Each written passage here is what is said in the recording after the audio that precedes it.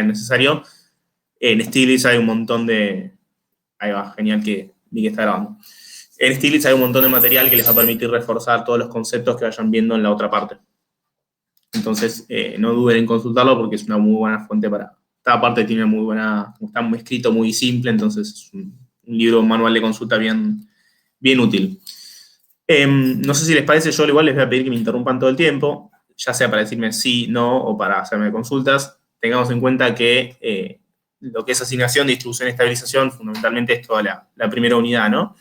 Y es bastante contenido, entonces no voy a hacer una explicación de las tres partes. Lo que sí, si les parece adecuado, y acá les pido que me digan sí o que no, es yo puedo ir compartiendo pantalla y vamos diapositiva a diapositiva a ver qué dudas surgen, qué consultas tienen, y podemos ir abordándolo según las necesidades de cada uno. Creo que es lo importante como para que sea más nutritivo para todos. Escucho 3 sí y seguimos. Sí, perfecto. Dale. Me parece bien. Dale, Sí. dale. Buenísimo, vale. Entonces ahí comparto pantalla y vamos directamente al PDF.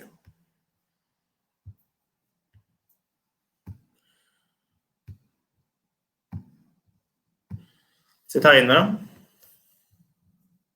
Sí. Sí, ya. Perfecto. Bueno, en primer lugar, como menciona siempre Diego, es... bueno, esto es más allá de todo esto, ¿no? La importancia que tiene en la intervención del gobierno, digamos, la intervención a la hora de digamos, distinguir tres brazos posibles de la intervención del Estado en la economía. Diego por lo general menciona que la estabilización es el más importante, pero lo solemos ver al final por la complejidad que tiene en Argentina el tema de la estabilización. Asignación y distribución tal vez lo vemos de una forma más teórica, porque en definitiva funciona o tiene, digamos, las mismas particularidades siempre, pero estabilización en Argentina es un tema bastante recurrente, lo vemos en la tele, en noticias, en lo que sea, de forma constante, es una problemática que hemos abordado en cantidad de veces, tal vez uno sin saber que está hablando de políticas de estabilización. Yo propongo que a medida que voy pasando las diapositivas, ustedes consulten. Interrumpan las veces que sea necesario, porque la realidad es que aparte no estoy viendo tampoco caras, entonces no tengo lugar a reacciones, y bueno, eso es necesario. En primer lugar, acá tenemos lo que es la introducción a la temática, bueno, un poco de lo que habla Max de cómo es que la economía capitalista es un sistema mixto, la interacción entre lo público y lo privado, las políticas de gastos e ingresos. Ustedes, sin duda, pregunten, si no yo voy pasando a la siguiente, por ejemplo. Esto obviamente es un tema bastante teórico, no sé si hay algo mucho que pueda generar discusión o conflicto acá. No, yo creo que si podemos pasar a asignación, porque esto es como Perfecto. leer y asignación es más complicado. Buenísimo. Bueno, acá hablan también un poco del análisis de la economía normativa y positiva, digamos, son las dos formas de encarar el análisis económico, digamos, ¿no? El enfoque normativo es qué se debe hacer en economía, qué se debe hacer, cuál debe ser el rol del Estado en torno a esto, y el análisis positivo es el análisis más coyuntural, si se quiere, el labor que hace una consultora, digamos, diciendo cuáles son las perspectivas, cuáles son los probables desenvolvimientos de una política económica u otra, por qué puede fracasar o funcionar, o cómo ha sido el dato de inflación del mes pasado, ¿no? Son dos tipos de enfoque distintos, naturalmente que vemos más activo y que vemos más coyuntural siempre es el enfoque positivo. Aunque detrás de todo enfoque positivo también hay una visión normativa acerca de cómo tienen que ser las cosas. Bueno, toda esta parte también histórica, me imagino que será bastante como... Esta parte lo han visto un poco, seguro en macro también. La eficiencia en la asignación. Vamos, pasamos directamente a asignación, si les parece. Los premios Nobel, léanlo, porque es interesante. Los premios Nobel te dan una idea. Hay un libro también de Juan Carlos de Pablo que está muy bueno, llamado Nobelnomics, que también da una idea de esto. Lo que está interesante del tema de los premios Nobel es para entender los cambios. Bueno, acá lo dice. Guía útil para comprender dónde estamos. Cada premio Nobel da una idea de el signo de los tiempos, ¿no? Y cuál es la concepción económica, cuál es la concepción que prima en una época histórica. Así como en el 76, crisis del petróleo, gana el premio Milton Friedman, que es monetarista, y justo veníamos de una época donde estalla, digamos, hay un estallido inflacionario y empieza a tener mucha más relevancia la cuestión acerca de cuáles son los orígenes de la inflación. Bueno, por ejemplo, Milton Friedman es un caso emblemático. Krugman en 2008, con la crisis de 2008, críticas a la globalización, a los efectos que puede tener el endeudamiento. Pasamos a lo siguiente, entonces. Gobernanza, son criterios, son conceptos como para leer y cualquier cosa fortalecer, pero no tiene mucho más que explicar, ¿no? Actividades fiscales, actividades extrafiscales, la actividad financiera del Estado. Acá lo que mencionaba antes, el análisis normativo positivo. Bueno, vamos directamente a la asignación. Arrancamos con eso, que es lo que nos atrae. A ver, acá lo que menciona como introducción es cómo resolvemos, bueno, escasez con ese fuerte la palabra, cómo resolvemos las respuestas a las preguntas que la escasez nos somete. La asignación, si uno presta atención al rol de la política de asignación del Estado, un gobierno, lo que termina haciendo en definitiva es modificar la asignación que se da de manera natural en el mercado, que puede ser sumamente eficiente, pero puede no responder al interés que haya detrás de un gobierno, que mismo puede ser una cuestión ideológica o puede ser una cuestión de dirección. O sea, siempre el proceso político termina delineando cuál va a ser esa dirección. A ver, el sistema de precios en un sistema capitalista asigna el nivel de ingresos. Cuando nosotros desde la economía pública modificamos un precio, estamos asignando de manera diferente a lo que lo hubiera hecho el mercado. Entonces, esto tal vez es el concepto más importante.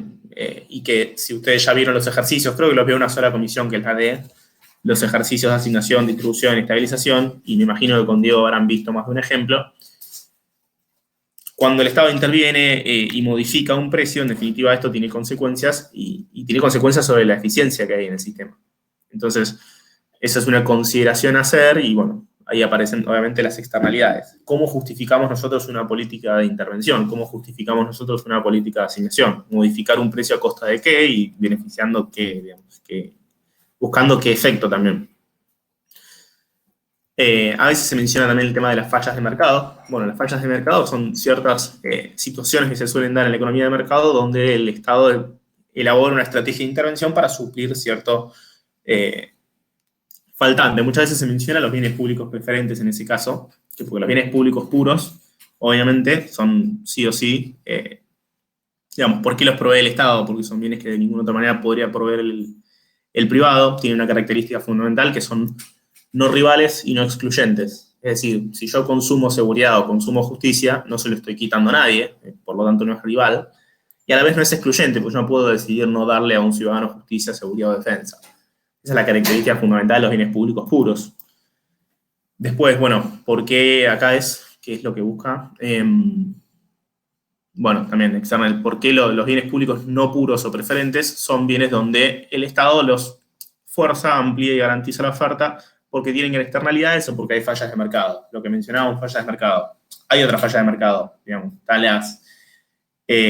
está la competencia imperfecta, están, como decimos, bienes públicos preferentes que terminan proveyendo el Estado porque no hay en suficiente cantidad o no está suficientemente provista la oferta. Y bueno, también tenemos el caso de las externalidades, que es lo más tal vez significativo, que externalidades es un concepto bastante simple, que es una acción donde vos afectás a otra persona positiva o negativamente. Si afectás positivamente, no incurre en un costo de esa otra persona o ese otro, no sé, objeto, lo que sea, ¿no? Obviamente. Pero si afectás negativamente, tampoco das una compensación a cambio. Entonces, una externalidad negativa es un motivo de intervención en muchos casos para el Estado desde la política de asignación. No sé por dónde frenar, digamos. Ustedes, a ver, fréneme, dígame, ¿qué consultas le surgen en este sentido? Ahora micrófono nomás y hablen, no hay que pedir palabra, nada.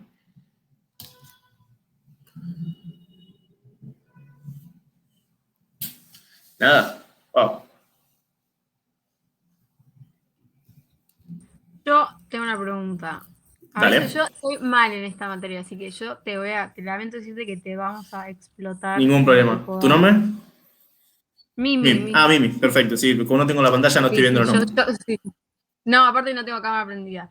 Recién hablabas de las externalidades que afectan positiva o negativamente. ¿Podrías dar tipo un ejemplo de un efecto negativo? Sí, por ejemplo, no sé, se establece una fábrica, una planta de productos químicos en el barrio de Barracas, por ejemplo, y hay un barrio que queda suficientemente cerca y que tiene el efecto nocivo de la emisión de gases o sustancias que hace a la atmósfera a la empresa. Bueno, el Estado lo que hace es intervenir para suplir esa externalidad negativa que hay. Trata de limitar las emisiones que pueda haber o trata de compensar a las personas que viven en las zonas aledañas para que ese efecto, para que ese impacto no sea tal. Eso es una externalidad negativa, por ejemplo. Ok, Mismo, no entonces el sé, Estado yo con... interviene a raíz o a la luz de externalidades negativas. Claro, eso es uno Por de la los motivos de intervención positiva, del o sea, Estado. no va a requerir que el Estado haga una intervención. Bueno, en definitiva podés intervenir también, pero las externalidades positivas tal vez no motivan de tal forma la intervención, o mismo en realidad vos haces una intervención para buscar externalidades positivas. Por ejemplo, considero que no hay suficiente provisión de educación privada en la ciudad de Buenos Aires. Entonces yo desde el Estado asumo la necesidad de proveer un bien público no puro, un bien público preferente como es la educación. ¿Por qué? Porque hay una externalidad positiva. Yo considero que va a haber más jóvenes con buena educación si desde el Estado provee una solución a la falta de matrícula en el sector privado. Es un ejemplo. Obviamente hay visiones, ¿no? Porque mucha gente te podrá decir, no, en realidad nunca hay falta de matrícula. Es decir, si no hay más educación privada es porque el mercado no dispuso que haya más, porque, digamos, hay muchas visiones en torno al tema. Pero una externalidad positiva también puede ser motivo para la introducción de una política pública, muchas veces como el resultado que se busca y no como respuesta a algo que es la negativa por lo general. Cuando vos buscas una externalidad, muchas veces lo que buscas en realidad es un objetivo, tenés una externalidad también. Las externalidades muchas veces son no buscadas. Yo cuando proveo educación la puedo proveer por externalidades que por ahí no conozco. Digamos, por ahí en el futuro tengo, no sé, necesitamos más ingenieros en el país porque, no sé, queremos llevar a cabo más proyectos de infraestructura, lo que sea.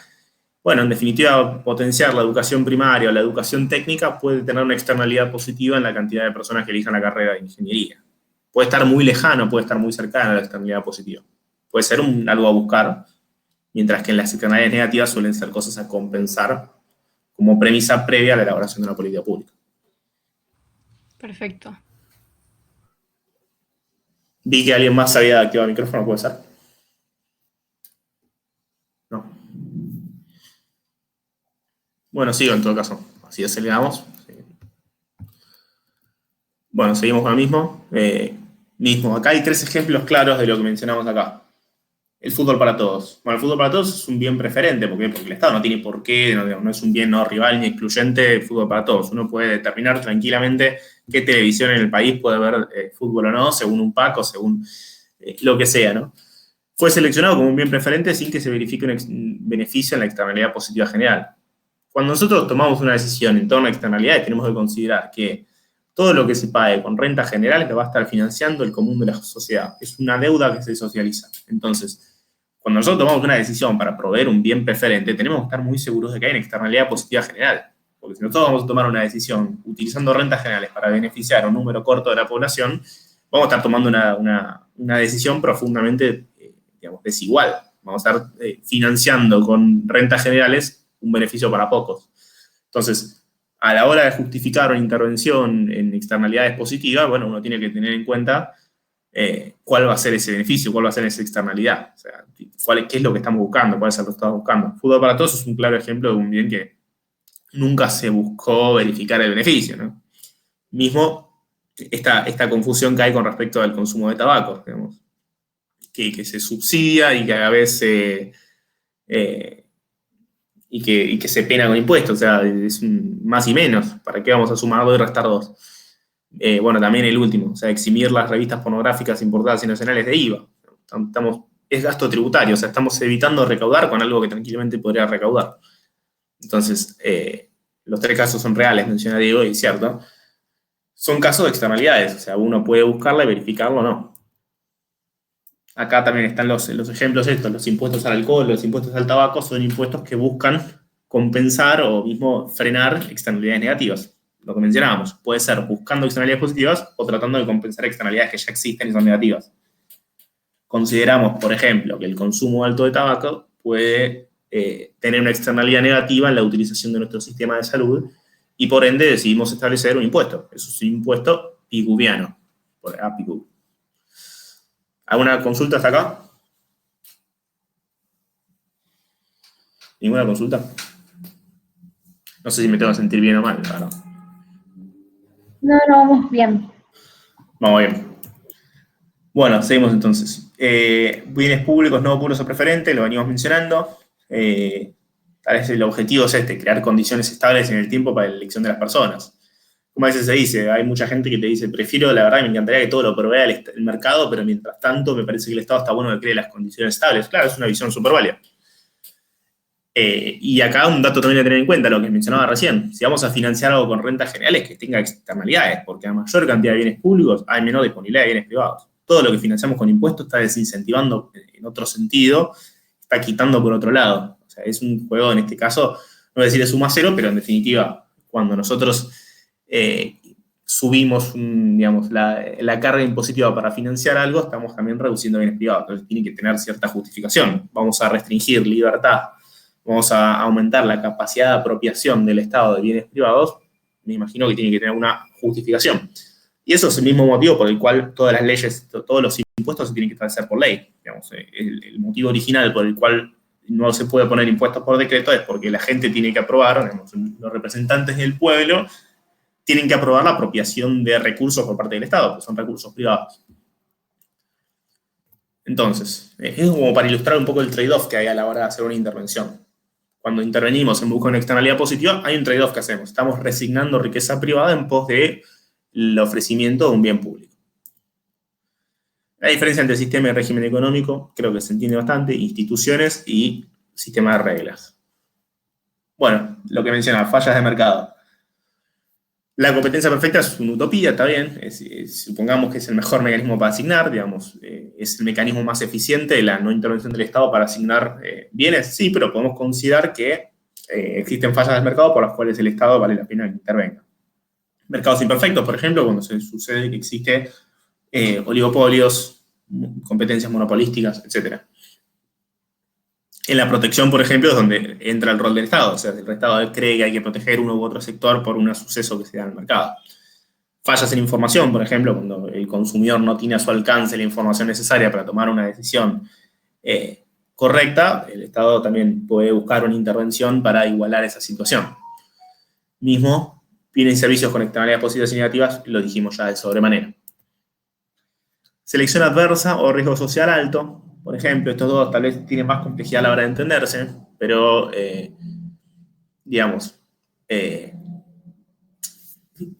lo que busca hacer es, en cierta forma, aportar cierta regulación a mercados. En el caso del sistema financiero, habla de riesgos sociales altos, digamos, tal vez una complicación en el sistema financiero puede generar un efecto dominó en otros sectores de la economía que no habían tenido tal problemática, pero terminan siendo afectados. Y los seguros médicos, también una persona puede tener incentivos cruzados, incentivos perversos a la hora de querer cobrar la prima de un seguro y por ende el mercado no estaría funcionando de la forma más correcta. Obviamente acá hay un margen para la subjetividad enorme. Más de uno me dirá, mira, yo prefiero que el sistema financiero funcione completamente desregulado, más de uno me dirá, prefiero que funcione bajo un esquema de estrictas reglas. Hay margen para la subjetividad, hay grados en la intervención del Estado, no tiene que ser todo blanco-negro, puede ser todo bastante gris. ¿Cuál es también ahí lo que menciona? Es la economía pública interviene para restituir condiciones de asignación competitiva. Cuando hablamos de mercados imperfectos, fundamentalmente. O sea, ¿por qué interviene el Estado para evitar un monopolio?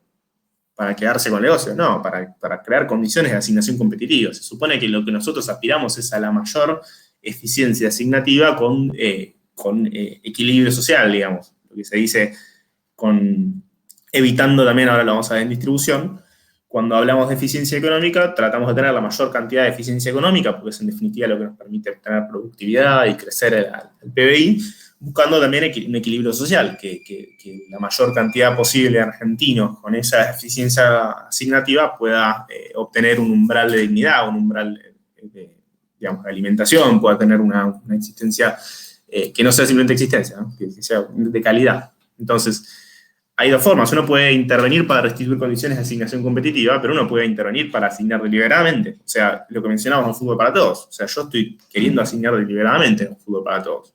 O estamos reasignando eficientemente. No estamos creando condiciones de asignación eficiente. Estamos interviniendo deliberadamente. Y es otra forma, digamos. En definitiva, se resuelve en el proceso político. No hay nadie que diga se debe hacer esto. sino que en definitiva un gobierno que llega decide y obviamente con acuerdo del Congreso puede llevar una u otra dirección.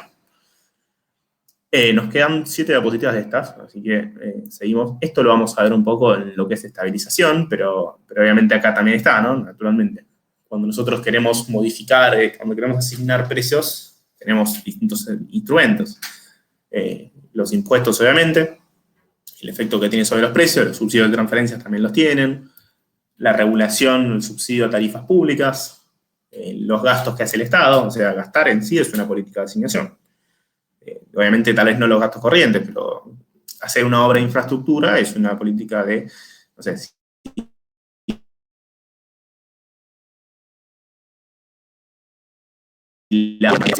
se optimice el tiempo en el que se viaja en transporte, lo que estás haciendo, en definitiva, es una política de asignación. Aunque, bueno, obviamente, por ahí, como decimos siempre, matices, por ahí no es simplemente una política de asignación, por ahí estás buscando que los residentes de un barrio más humilde puedan acceder a viajar de forma más rápida, etc. Entonces, hay más cosas en juego. Pero estos son todos los instrumentos mediante los cuales el Estado puede hacer política de asignación.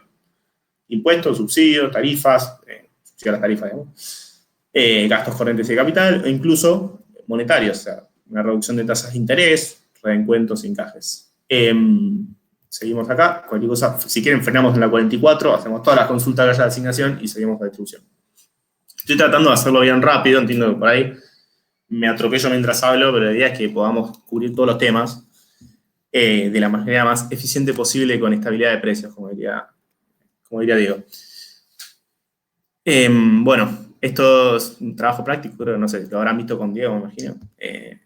Justamente acá es lo que menciona, es cuando nosotros modificamos el precio de algo, nosotros modificamos... Perdón, acá lo que está diciendo es... bueno, cuando nosotros le ponemos un impuesto a algo, lo que hacemos es aumentar su precio, haciendo caer su demanda. La empresa produce menos, ¿por qué? Porque tiene menos demanda. Entonces, el efecto de un impuesto sobre la eficiencia económica es que los empresarios van a producir menos y van a vender menos y los consumidores van a consumir menos. Entonces, ¿por qué esto? No es que el gobierno sea malo introduciendo impuestos, pero es un efecto que hay que tener siempre en cuenta. O sea, la oferta sin impuestos equivale a un precio. La oferta y demanda se cruzan en un precio cuando no hay impuestos, pero el impuesto en sí es una política de asignación que modifica el precio de un producto.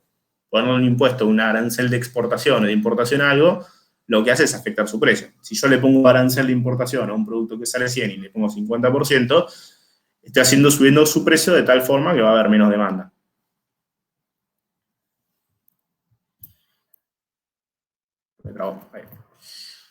Curva de Laffer también, bueno, mencionábamos, cada intervención pública en cuanto a asignación va a significar una apropiación de capital privado. Entonces, ¿hasta qué punto podés apropiar desde el Estado capital privado? Hay un punto en el que ya no te es eficiente desde el Estado seguir imponiendo, digamos, más tributos. ¿No? ¿Para qué lo vas a hacer si en definitiva recaudas menos? La curva de Laffer que Laffer era un asesor de Reagan, si no me equivoco. Lo que el tipo demostró, que en realidad no es que demostró, digamos, supuso, y después Reagan lo que hizo fue llevar a cabo una disminución del tipo impositivo y eso repercutió en mayor tasa de actividad y por ende terminó viendo más recaudación. Lo que supone la curva de Laffer es, bueno, hay un punto en el cual es el punto de indiferencia y nosotros tenemos que tratar de situarnos en ese punto porque si aumentamos de tal forma, lo que vamos a tener es un impacto de lo impositivo en la actividad tal que ya no va a repercutir positivamente en la recaudación. En cambio, si nosotros por ahí lo terminamos reduciendo, y bueno, sí, ahí lo que hacemos es permitir que haya más actividad o permitir que haya más, no sé, formalización en Argentina, que tal vez una reducción de impuestos lo que lleva es que haya más formalización, y por ende termina recaudando más. Un aporte teórico. Bueno, esto es lo que venimos mencionando. ¿Qué costos tiene el regular? ¿Cuáles son los beneficios de regular? Costos de la libre decisión de asignación. Esto un poco lo mencionamos, problemas de intervenir, hay información limitada, digamos, el gobierno cuando interviene tiene que ser consciente de que, digamos, está alterando una modificación, digamos, está alterando el equilibrio que crea el mercado, que crea la espontaneidad, ¿no? Entonces hay que tener en cuenta los problemas que tiene, digamos, un modelo de gestión burocrático, centralizado, los contextos políticos, la libertad que está afectando, la información de la que dispone. Hay un paper de Hayek que habla mucho del uso de la información, el uso de la información en la sociedad, el uso del conocimiento en la sociedad, recomiendo. esto de la información limitada, digamos, hacer algo centralizadamente desde el gobierno supone un nivel de información para tener eficiencia en esa reasignación que obviamente siempre está sujeto a posibilidades. Esto es un poco lo que vimos. ¿Alguna consulta sobre la asignación? Me imagino que alguna habrá, así que adelante.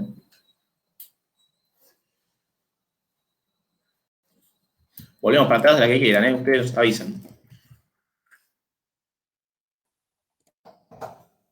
Sí, yo tengo una. Dale, ¿tu nombre? Sobre la curva de Laffer, no me quedó muy claro qué es lo que está señalando. ¿A la curva de Laffer? Sí, sí. En definitiva, acá el T2, T1, T2 y T3 son los tipos impositivos, que podríamos ponerle carga impositiva. Digamos. En definitiva, cuando uno habla de carga impositiva también puede ser engañoso. O sea, tenemos que ver tipo impositivo porque vos podés hablar de más base imponible o podés hablar de más carga impositiva. En este caso son tipos impositivos.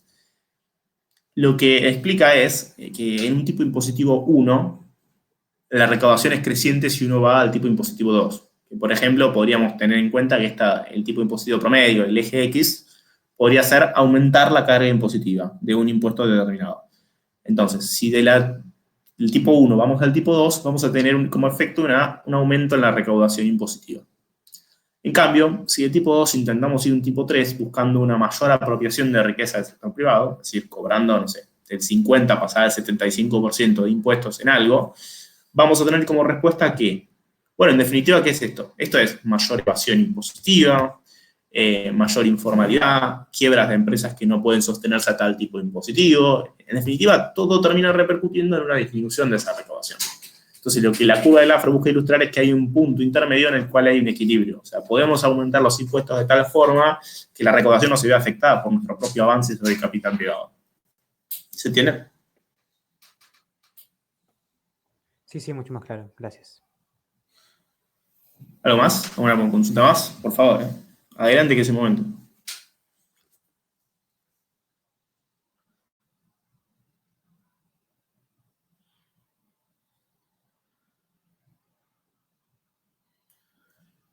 Los escucho, ¿eh? Se entendió todo hasta acá. Bueno, seguimos entonces a distribución, si les parece. Avanzamos a lo siguiente.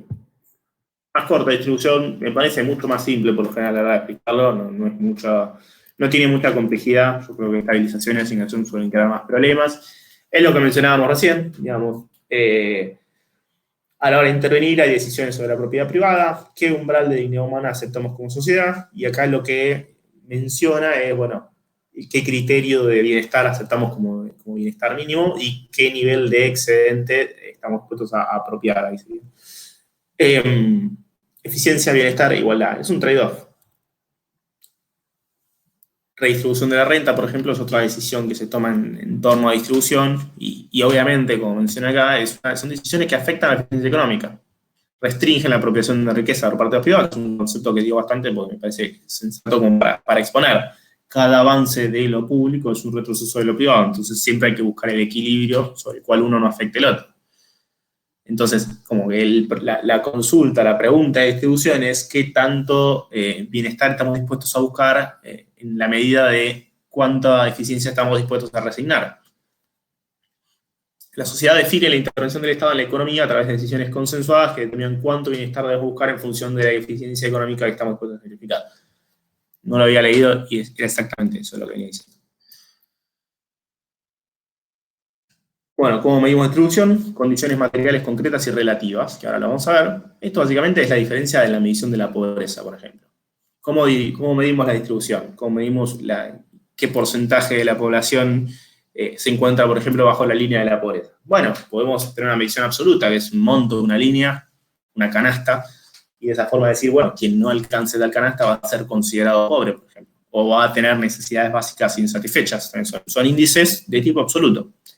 Y en la Unión Europea, por ejemplo, se suelen utilizar para medir la pobreza índices relativos. Es decir, va a ser considerado pobre quien no alcance el 60% de la mediana de ingresos del país. Entonces, se saca mediana de ingresos primero, cuánto es, digamos, el ingreso por encima, por debajo de la mediana, y bueno, de ese ingreso, tomamos el 60%. Por ejemplo, si en una sociedad europea la mediana de ingresos es 15.000 euros, vamos con un monto más creíble, 35.000 euros al año,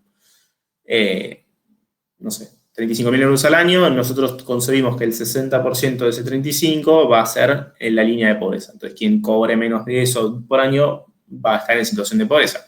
En definitiva, lo que estamos haciendo es medir la pobreza de forma relativa con respecto a cuál es la situación del resto de la sociedad.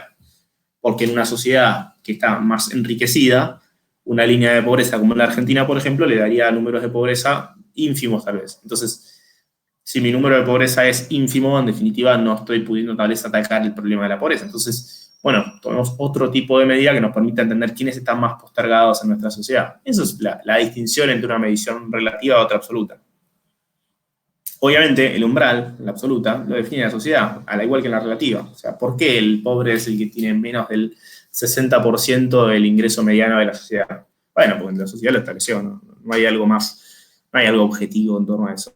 Incluso la decisión de tomar una u otra forma de medir tampoco es, también es subjetiva, no hay objetividad en torno a eso. En Argentina se usa la pobreza absoluta, por ejemplo, se usa un sistema de canastas, la canasta básica alimentaria y la canasta básica total, que definen la línea de indigencia y la línea de pobreza. La canasta básica total, a diferencia de la canasta básica alimentaria, no hace un relevamiento de productos. La canasta básica alimentaria es un relevamiento de productos que determina cuánto es el valor. Pero la canasta básica total, de acuerdo a los términos de intercambio de productos, no términos de intercambio, sino de acuerdo a los precios relativos entre los productos, se puede utilizar el coeficiente de Engel para traspolar la canasta alimentaria a una canasta total que incluiría gastos que ya no son alimentarios, o sea, de vivienda, de vestimenta, gastos que contribuyen a que una persona no sea indigente, pero pueda estar bajo la línea de pobreza si no supera cierto umbral, que es el de la canasta básica total. ¿Se entiende todo hasta acá? O, por favor, vamos para atrás, no hay problema. Trato de explicar rápido, yo hablo rápido, entonces córteme sin problema, interrúmpame, no pasa nada. Perdón, ¿podrías repetir esto del coeficiente de Engels, por favor? Obvio. Nosotros en Argentina medimos la pobreza y la indigencia de forma absoluta. Es decir, tenemos dos líneas, que son la línea de pobreza y la línea de indigencia, que equivalen a montos monetarios que establecimos. ¿Cómo establecemos esos montos monetarios? Bueno, la canasta básica alimentaria se hace un relevamiento que determina cuántos productos, que determina con cierta cantidad de productos un cierto monto que equivale a, bueno, esta canasta básica alimentaria. Entonces después, cuando se hace la encuesta permanente de hogares del INDEC, se releva cierta cantidad de hogares en el país que funciona como muestra y se determina cuántas de estas personas pertenecen o están en situación de indigencia. Entonces, después se hace lo mismo con la canasta básica total, pero no se hace un relevamiento, no se busca más productos. Lo que se hace es tomar el coeficiente de Engel, que es un número que se elabora a partir de diferencias de precios relativos, y con ese coeficiente de Engel podemos extrapolar la canasta básica alimentaria hacia la canasta básica total y obtener otra línea, que es la línea de pobreza, no solo la de indigencia. ¿Se entiende eso? Bien, sí. ¿Alguna consulta más sobre esto? Seguimos avanzando, pero primero dejamos despejadas todas las dudas previas. Sin vergüenza, ¿eh? Son como 30, alguien tiene que tener cuenta, dale.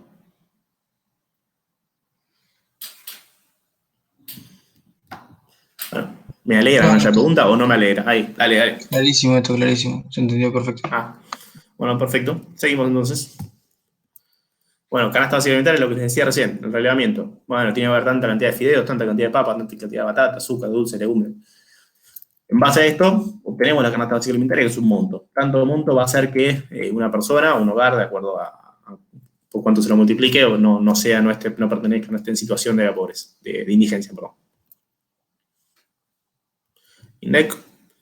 Acá, como podemos ver, canasta básica alimentaria y canasta básica total. En Buenos Aires.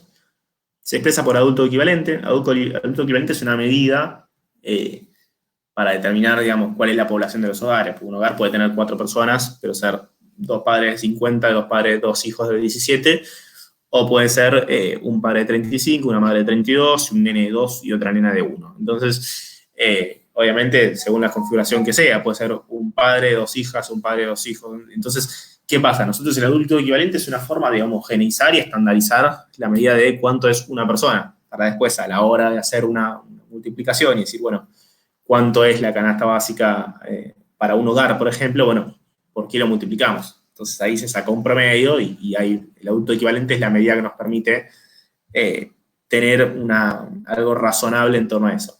Como ustedes pueden ver acá, mencionábamos, la canasta básica se elabora mediante un reglamento y el coeficiente de Engel permite obtener la canasta básica total.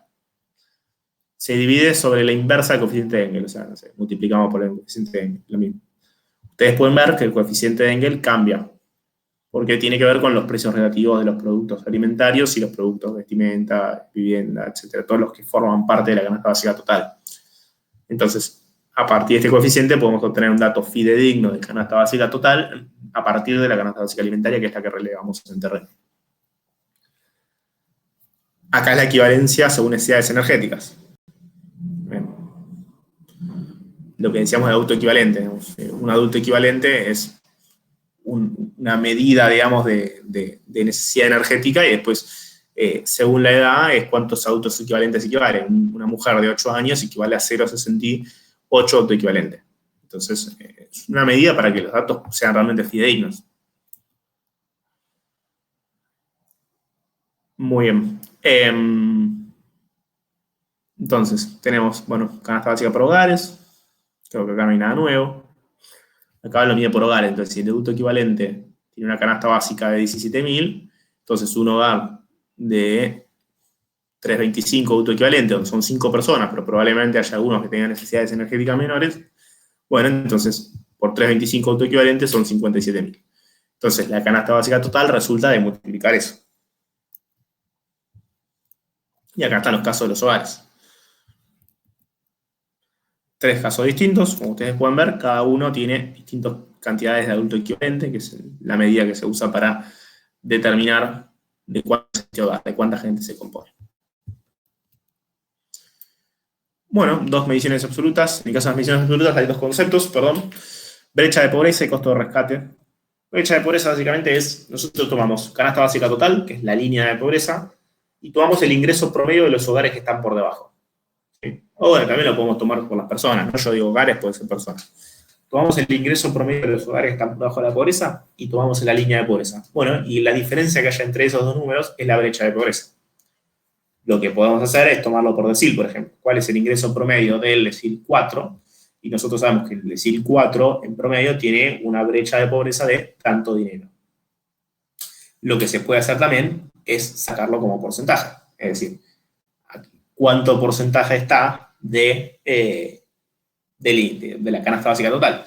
Si nosotros tenemos una brecha de pobreza de 1.000 y tenemos que el ingreso promedio del decil 8 es de 49.000 y la línea de pobreza es de 59.000 y la línea de pobreza es de 50.000, tenemos una brecha monetaria, una brecha de pobreza monetaria de 1.000.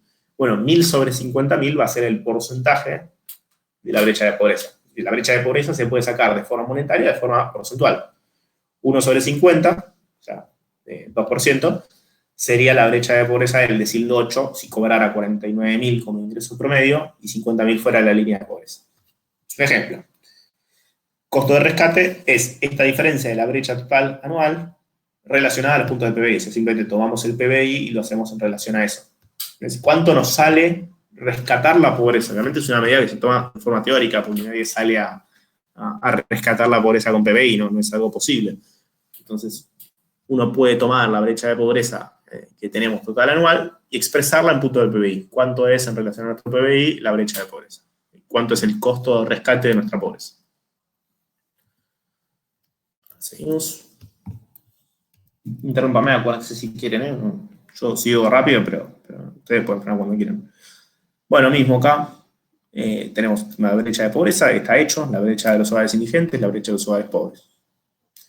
Como ustedes pueden ver también, brecha monetaria, abajo está expresada de forma porcentual. Sobre la canasta básica. 18.000 sobre 43.000 te da 41.2, por eso acá.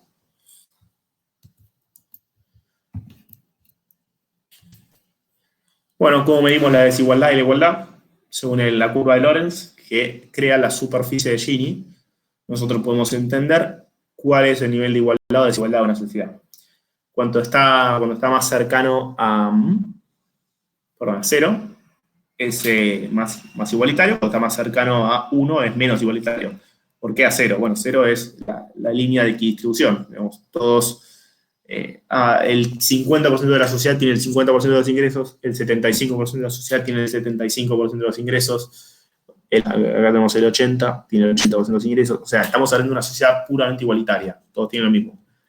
En la práctica eso no existe, entonces lo que tenemos es una línea que es la curva de Lorenz, que a medida que se forma cada vez más cóncava, lo que hace es una sociedad menos igualitaria. Y a medida que se acerca a la línea de equidistribución, hablamos de una sociedad más igualitaria. Algo que hace Diego, que después lo podemos ver acá, es, bueno, primero ver las transferencias que hay de un año a otro. ¿Qué porcentaje de la población, qué deciles de la población aumentaron o disminuyeron su porcentaje de riqueza total?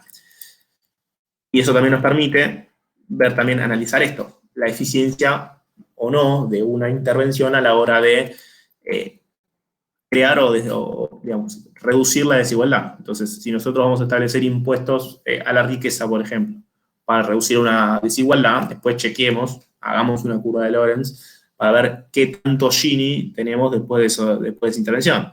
Esta es una intervención, por ejemplo, que muestra acá, ex ante ex post, que dice, bueno, Gini preimpuestos será de 0,479, Gini postimpuestos 0,472. Si uno mira el Gini así, dirá, bueno, la intervención redujo el coeficiente de Gini. Bueno, en definitiva, correlación no es causación. O sea, por ahí no fue la intervención lo que redujo el coeficiente de Gini.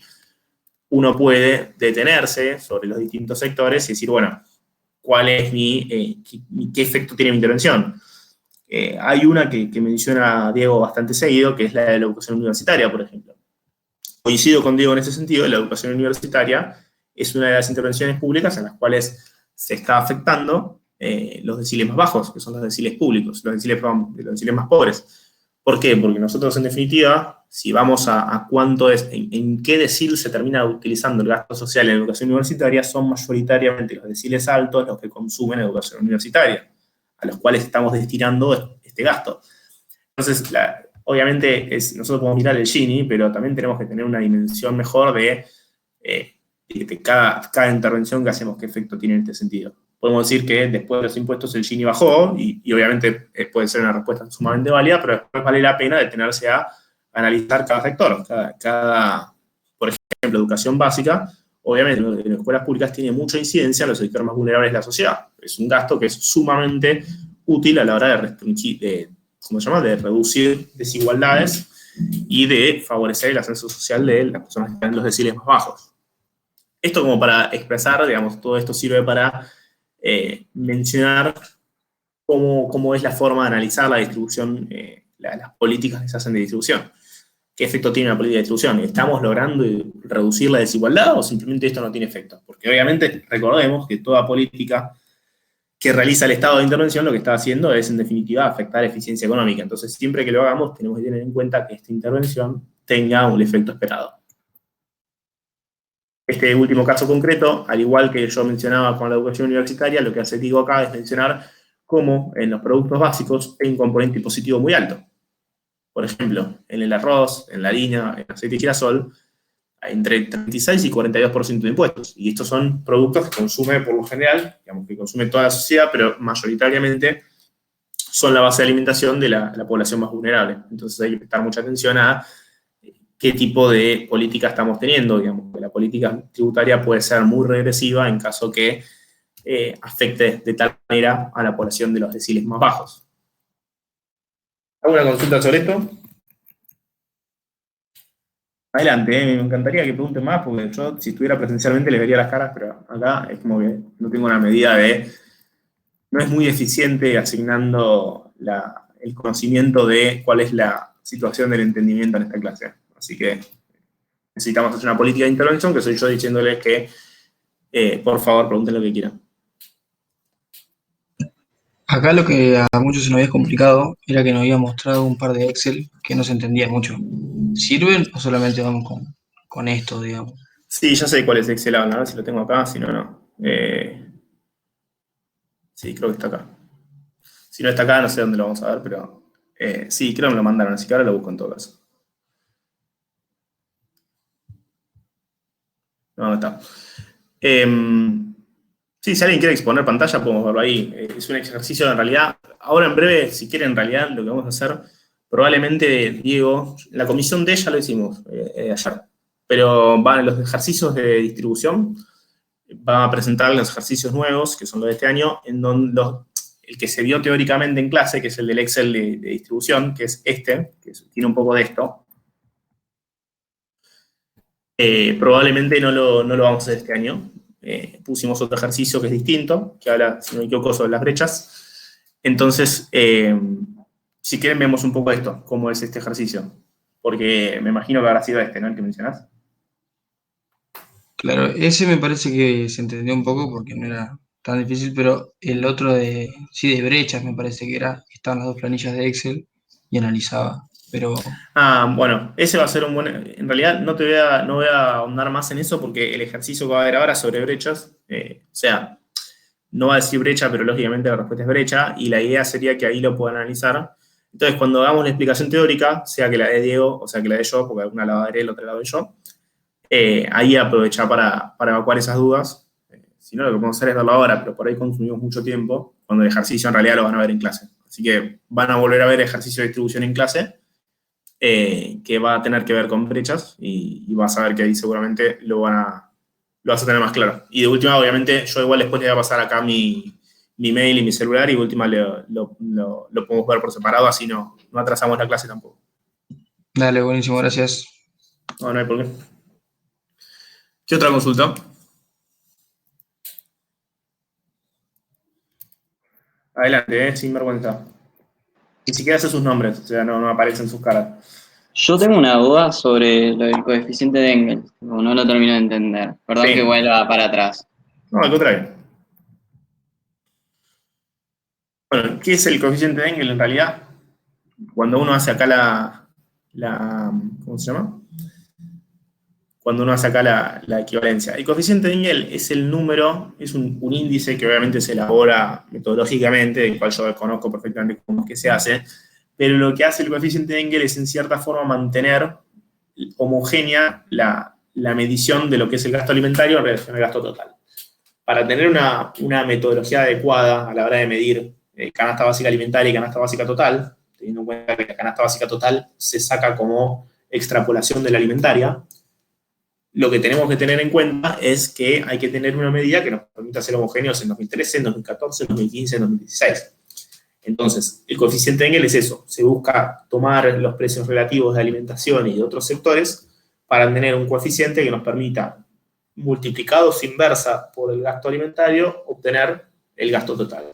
O sea, sería en realidad multiplicada la canasta básica alimentaria por la inversa del coeficiente de Engel, tener el gasto total. Básicamente es la medida que nos permite extrapolar el gasto alimentario de una forma correcta para tener en cuenta cuál es la canasta básica total. ¿Se entiende eso? Gracias. Sí.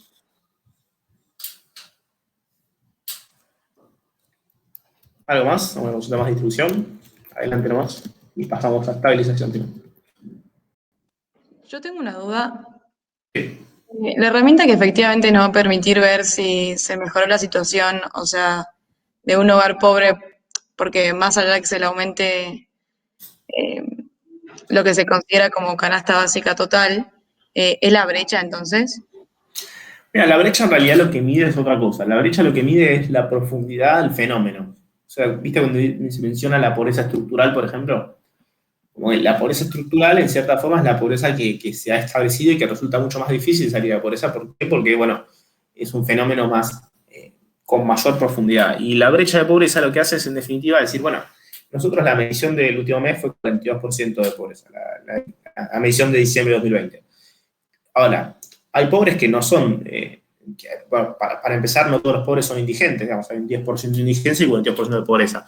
Pero no todos los pobres están igual de lejos de la línea de pobreza. La canasta básica es 50.000, algo 17. Si vos cobras 49.000 pesos en un hogar, digamos, con todas las condiciones, un adulto equivalente y todo, si el hogar tiene como ingreso 49.000 pesos, en definitiva va a estar incluido en la medición de pobreza. Sin embargo, hay mucha diferencia entre un hogar que tiene como ingreso 20.000 pesos y un hogar que tiene como ingreso 49.000 pesos.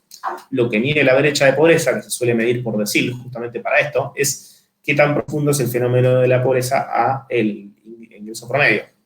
Si uno toma, por ejemplo, que la brecha de pobreza fue, no sé, 38% en 2019, en diciembre, y fue 42% en 2020, lo que podemos decir es no solo que la pobreza creció, porque tenemos la medición por separado que nos dice que la pobreza creció, sino que lo que podemos decir es que se profundizó el fenómeno de la pobreza. Es decir, hay una mayor brecha, es más lejano el umbral de la pobreza del ingreso promedio del hogar pobre. Eso es lo que busca la brecha de pobreza ilustrar, es qué tan profundo es el fenómeno de la pobreza, qué tan cerca estamos o no de que el ingreso promedio de los hogares pobres esté por encima de la línea de pobreza. A mayor porcentaje está más lejos de la línea de pobreza. Perfecto, muchas gracias. Entonces, la herramienta que nos va a ayudar a ver entonces si efectivamente están mejorando o no la situación de los hogares, ¿cuál es? Bueno, sí, vos podés tomar la pobreza de 2 años comparativa. Digamos, yo te puedo decir, obviamente, esto siempre y cuando uno toma primero la medición porcentual, aumentó la pobreza, no aumentó la pobreza, pero para determinar si aumentaron las condiciones y mejoraron las condiciones o no del hogar pobre, la brecha de pobreza es una medida que nos puede ayudar. Es un buen indicador. Muchas gracias. Bien. Bueno, si no hay más preguntas, pasamos a estabilización. Yo una cortita, rápida. Dale. Las siglas CBA significa canasta básica alimentaria, la otra canasta básica total, y la otra, la tercera que no llegué a anotar, la otra sigla. Puedes decir el coeficiente de Engel, ¿sí? Sí, por ahí. El coeficiente de Engel es lo que mencionábamos recién. Bueno, este es índice del coeficiente de Engel. O no, perdón, eso es inversa del coeficiente de Engel. Listo, perfecto, era eso, gracias. La inversa del coeficiente de Engel es lo que se multiplica por la canasta básica alimentaria para obtener la canasta básica total. De todas formas, el PowerPoint ya lo tienen, así que cualquier cosa saben.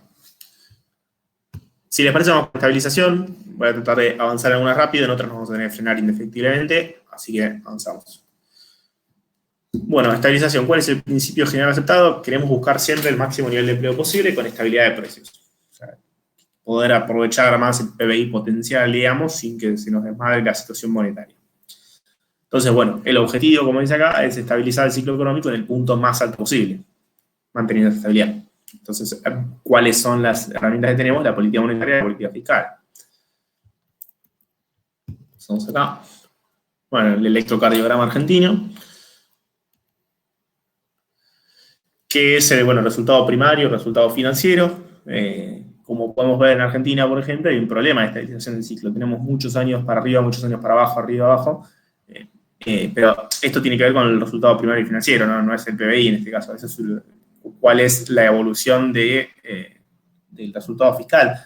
Y si uno le presta atención, uno puede entender fácilmente que gran parte de los problemas económicos argentinos se basan en que hay muy pocos años donde nosotros tengamos más ingresos que gastos. Y si uno se pone a pensar, la mayor parte de los años en los que el país estuvo por encima en superávit fiscal y superávit financiero, son los años donde no se estaba pagando la deuda, donde había un default. Entonces, claro, obviamente no estamos contemplando los intereses de deuda, naturalmente el número va a estar arriba. Bueno, es un problema crónico, obviamente, y es uno de los problemas que a nosotros nos lleva a un estancamiento económico. Entonces, esto es uno de los cuadros que permiten ilustrar, ¿no? Ya vemos el del PBI, que es un electrocardiograma, muchos para arriba, muchos para abajo. El de déficit fiscal, primario y financiero nos puede dar una idea de cuál es uno de cuál es el problema dentro de la política fiscal. Porque política monetaria y fiscal son las dos principales que nos van a permitir intervenir desde el Estado para la estabilización del ciclo, ¿no? Mismo acá, obviamente, PBI per cápita, tasa de crecimiento, PBI en precio constante, obviamente para medir el PBI así como porcentaje, siempre tenemos que tener precios constantes, porque si tomamos precios corrientes, el PBI crece siempre, justamente porque hay otro problema en la política monetaria, ¿no? Y acá otro también tema a tener en cuenta, dentro de la política fiscal, es el aumento considerable del gasto, que hay, el gasto consolidado, cuando hablamos de consolidado, hablamos de nación, provincia, municipios, completo. Digamos, lo que podemos observar acá es que la polinómica del 83 a la actualidad da que hay un considerable aumento del gasto público en porcentaje del PBI. Bueno, por ciclo político, lo mismo. si uno toma el dato relevante, desde 2003-2004 estábamos en 25% de gasto público sobre el PBI, hoy en día llega más o menos al 50%, 40 y pico, 43, 42. Por ciclo político, lo mismo que hablamos recién, acá cuando se hizo el tema de reforma del Estado, modernización, todas las leyes de regulación de Menem, hubo venta de empresas públicas, privatización acá hubo un problema que empezó a reducirse con la privatización del esquema de jubilaciones, y acá, por ejemplo, con Kirchner hay primero una licuación fenomenal, antes de Kirchner, digamos, ya desde Duhalde, que todo lo que es gasto público en Argentina se termina licuando mucho también por la devaluación fuerte que hubo del peso, pero también principalmente el superávit fiscal y primario y financiero se explica en gran medida por el default de la deuda, que en definitiva estos meses, fundamentalmente hasta acá, hubo negociaciones con el Fondo Monetario perdón, el Fondo Monetario no, hubo negociaciones en general, ¿no? El Fondo Monetario no era el principal problema. Pero bueno, cuando se hace en 2005 el canje, el acuerdo de reestructuración, obviamente podemos ver que el superávit fiscal primario y financiero se reduce significativamente y después, bueno, termina reduciéndose hasta el punto de convertirse en déficit en el año 2010-11. Bueno, mencionábamos esto.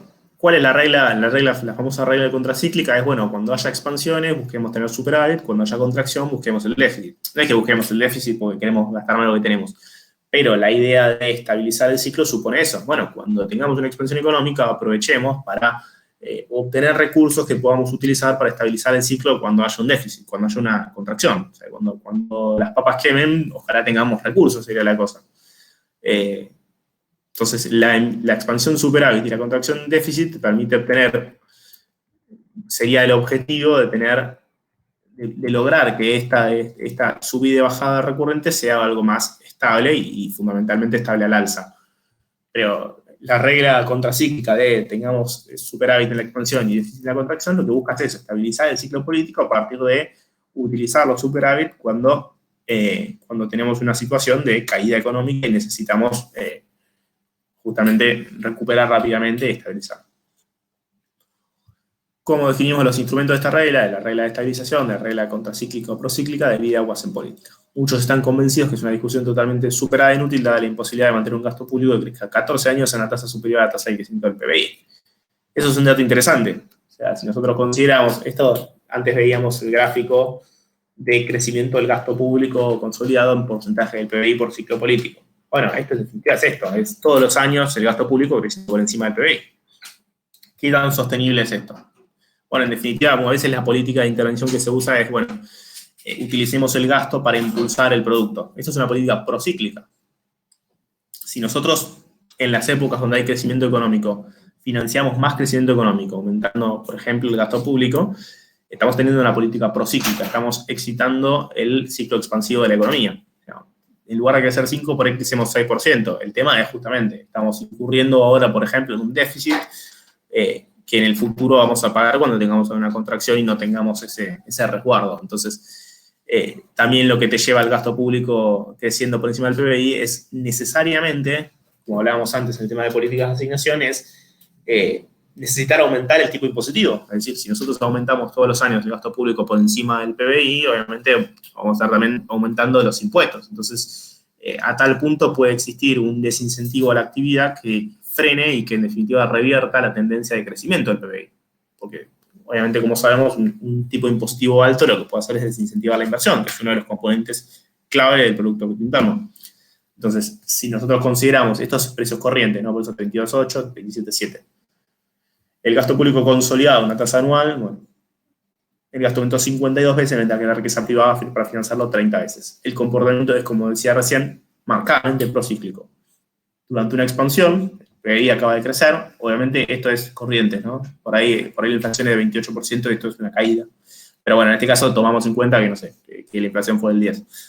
En este caso lo que tenemos justamente es una crecida fenomenal del PBI, pero si nosotros hacemos crecer el gasto público por encima, en definitiva estamos llevando a cabo un comportamiento, una política fiscal sumamente procíclica. Acá lo podemos ver claramente. De 2006, todos los años crece sistemáticamente el gasto público por encima del crecimiento del PBI, excepto en 2010, en la famosa época de la sintonía fina, todos los años crece por encima el gasto público, por encima del PBI, y como ustedes pueden ver en el gráfico de arriba, que es más o menos lo que hemos visto, esto es el gasto público en relación al PBI. ¿Se entiende? ¿Hasta acá vamos bien? Sí, perfecto. Cualquier cosa me interrumpe, ¿eh? Yo lo estoy hablando rápido para que podamos llegar con todo, digamos, para que no se nos extienda más de 1 hora y media la clase, obviamente. Pero frénenme, ¿no? Naturalmente llegamos 13 de 61, así que creo que vamos a terminar con todo, pero lo importante es que se lleven el mayor entendimiento posible con estabilidad de precios.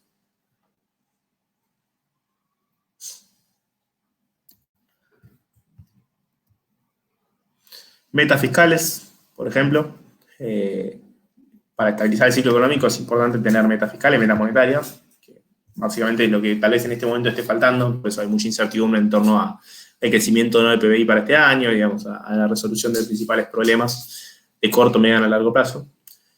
Las reglas fiscales, por ejemplo, tienen ese tipo de efecto. O sea, las reglas fiscales lo que hacen es, en el 2004, la ley de responsabilidad fiscal lo que hacía era establecer, bueno, vamos a prohibir la expansión de gasto cuando estemos creciendo, por ejemplo. O acá, por ejemplo, es límites cuantitativos a la expansión de gasto en relación al crecimiento del PBI, por ejemplo, ¿no? Digamos, una regla fiscal válida sería prohibamos esto. Prohibamos esto.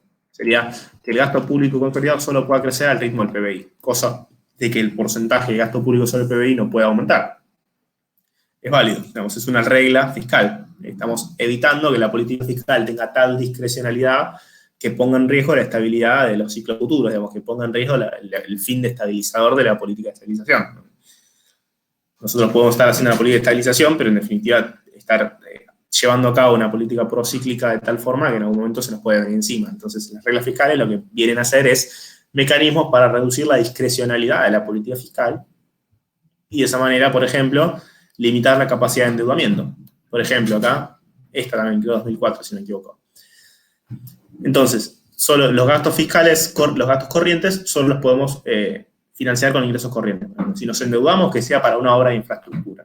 ¿Por qué? Porque en definitiva el endeudamiento, que después lo vamos a ver en solvencia intertemporal, el endeudamiento lo que constituye es aplazar el financiamiento de un gasto. Entonces, si vamos a financiar un gasto, que no sea el gasto corriente. O sea, si yo me endeudo para financiar, lo que estoy haciendo es financiar los sueldos de hoy con el esfuerzo de las próximas generaciones.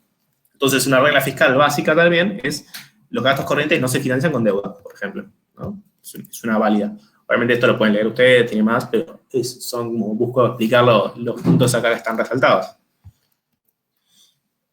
Acá también, estabilización del ciclo por la parte monetaria, ¿no? Esto es un balance del Banco Central, ¿no? Es un balance bastante más resumido, bastante acortado, pero es un poco también, veníamos hablando del problema fiscal, del déficit fiscal y primario y financiero en general. Ahora hablemos del activo y del pasivo del Banco Central. Lo que tenemos abajo son los pasivos, la base monetaria, todo el dinero circulante. Obviamente es más complejo, la base monetaria incluye varias cosas, circulante monetario no es lo mismo que base monetaria. El punto es, tomémoslo acá como el dinero circulante y los títulos emitidos por el Banco Central. LELIQs, LEBAC, pases, sea, digamos, a 30 días, a 7 días, a 1 día, lo que sea, pero ese es el pasivo remunerado del Banco Central. El pasivo por el cual el Banco Central tiene que pagar intereses. Y por encima las reservas y los títulos públicos y adelantos sanitarios al gobierno nacional. Es decir, el gobierno nacional, el Tesoro, cada vez que pide una emisión, por ejemplo, que pide asistencia, lo que hace es entregar títulos públicos al Banco Central equivalentes a lo que le está pidiendo, como para mantener equilibrado el activo del pasivo. Muchas veces se llaman letras intransferibles los títulos públicos que el Tesoro le da al Banco Central. ¿Por qué? Porque solo puede quedar en el Banco Central. Con lo cual, obviamente, el activo del Banco Central muchas veces es puesto en discusión, se habla de que no es muy claro, de que hay, no sé, por ejemplo, que las reservas internacionales incluyen los depósitos del sector privado en dólares a la vista. Entonces, obviamente, las reservas internacionales no son de libre disponibilidad todas. Pero, bueno, esto básicamente es qué constituye el balance del Banco Central. Y una problemática clara acá suele ser la base monetaria y los títulos emitidos. La base monetaria, el crecimiento de la base monetaria sin su correspondiente crecimiento del producto, lo que puede llevar es a su traspaso a la inflación. Y muchas veces lo que hace el Banco Central es esterilizar es evitar el exceso de liquidez en la calle, se le dice, esterilizar a partir de la emisión de títulos públicos. Es decir, el Banco Central emite LELIQs, LEBACs, PASES, lo que sea, de tal forma que los bancos, y en definitiva la gente, pues quien financia los bancos, los depósitos, que los bancos puedan incorporar, puedan comprar un título y recibir un interés a cambio. Entonces, de esa forma, el Banco Central lo que hace es retirar plata de la calle, de tal forma reduciendo la que circula. Entonces, hay que tener en cuenta dos cosas. O sea, el Banco Central puede evitar que haya inflación en el corto plazo, esterilizando emisión, o sea, sacando un título público que lo venda, se lo dé a los bancos a cambio de un interés, a cambio del dinero por el cual va a pagar interés, pero hay que tener en cuenta los riesgos que tiene esto. O sea, un pasivo remunerado, a diferencia de la base monetaria, paga interés. Entonces, el título público que emite el Banco Central, a diferencia de la base monetaria, tiene que pagar un interés. Por lo tanto, no es inflación en el corto plazo, pero crea una bola, digamos, crea un stock que puede crecer a partir de ese interés indefinidamente y que crea naturalmente desequilibrios. Digamos, si uno es consciente de que dentro del Banco Central hay una base monetaria entera que no está circulando en la calle, pero que si algún día los bancos deciden no renovarla por la tasa de interés que ofrece el Banco Central, puede haber tal nivel de liquidez en la calle que produzca un estallido inflacionario. Entonces, hay que cuidar mucho a la hora, digamos, y es lo que el Banco Central tiene que tener mucho cuidado a la hora de cuánto esteriliza, a qué tasa de interés y qué tan rápido pueden crecer el stock de pasivos remunerados, que son las LELIQ, LEBAC, PASES. ¿Hago una pregunta con respecto a esto? Porque es bastante complejo, entonces entiendo si hay muchas preguntas en torno a esto. Frenamos acá para que las hagan. Yo nomás para ver si me quedó claro. Sí. Entonces, si el Banco Central emite mucha base monetaria, es decir, emite mucho billete, mucha moneda, eso puede generar inflación. Sí, en la práctica genera inflación. Okay. Claramente, a menos que, obviamente, sí, la inflación es oferta y demanda, ¿no? Obviamente, porque si la oferta de demanda, oferta de dinero, crece al nivel que crece la demanda de dinero, no va a haber inflación. Pero a los niveles que suele hacer el Estado argentino, fundamentalmente en los últimos 10, 15 años, la demanda de dinero es difícil que pueda alcanzar la oferta nueva de dinero. Ok, entonces, y también para bajar esa inflación, lo que hace el Banco Central es emitir títulos como LELIQ, LEBAC y PASES.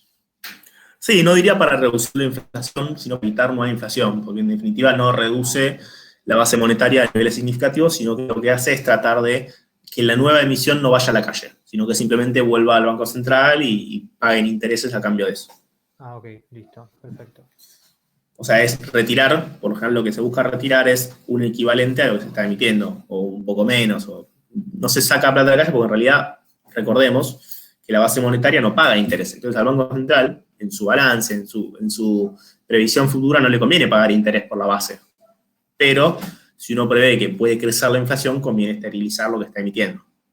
Entonces no va a quitar más de lo que emite, pero probablemente cuando desea que la nueva emisión no pase inflación, emite títulos LELIQ, por ejemplo, o bueno, saca una licitación de LELIQ acorde a lo que está emitiendo, de acuerdo a las necesidades del Tesoro o la necesidad por la cual emite.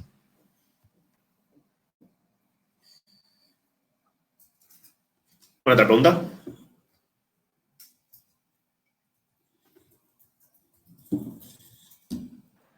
Yo tengo una duda. Dale. ¿Por qué no sería más fácil, o sea, para esterilizar dinero que suba el encaje que tienen que tener los bancos y de esa forma se evita pagar el interés después? Es otra forma, ¿sí? Es otra forma, sin duda. Los encajes bancarios justamente es el porcentaje de los depósitos, el porcentaje que el banco tiene que inmovilizar como garantía de la liquidez que tiene. Sí, es otra posibilidad. O sea, lo que hace con eso es, en definitiva, retirar dinero de circulación, porque el banco privado, el banco público comercial, el banco al público, puede ofrecer y tiene a disposición menos dinero porque hay cierto dinero que lo tiene que inmovilizar. Sí, es una medida que obviamente tiene límites, porque no puedes hacerlo todo el tiempo, pero sí, el encaje bancario funciona, se puede utilizar como instrumento de política monetaria, sin duda. Yo quería preguntar por qué al circulante se le dice pasivo si no paga interés en la calle, paga cuando lo absorbe, pero no circulando. Claro. Sí, el dinero que circula en general es una deuda del Banco Central con vos. Vos lo que tenés en la mano es un título por el activo que tiene el Banco Central. que es reservas internacionales, digamos, confianza en base a eso. Pero cuando vos tenés un billete, lo que tenés en realidad es un título de deuda del Banco Central. Por eso se llama pasivo. El activo es lo que el Banco Central tiene en su poder, no lo que da. El activo son las reservas internacionales, el oro que pueda tener en reserva, los títulos públicos o, no sé, una empresa de Argentina puede tener, en este caso son todas letras transferibles del Tesoro. Pero el pasivo, por más que no pague interés, por eso la diferencia de base monetaria y pasivos remunerados. Los títulos que emite el Banco Central suelen ser remunerados. ¿Por qué? Porque pagan interés. La base monetaria no paga interés, pero es una deuda. O sea, vos tenés en la mano un billete de 10 pesos que equivale a un título de deuda del Banco Central de 10 pesos con vos. Perfecto. ¿Alguna consulta más?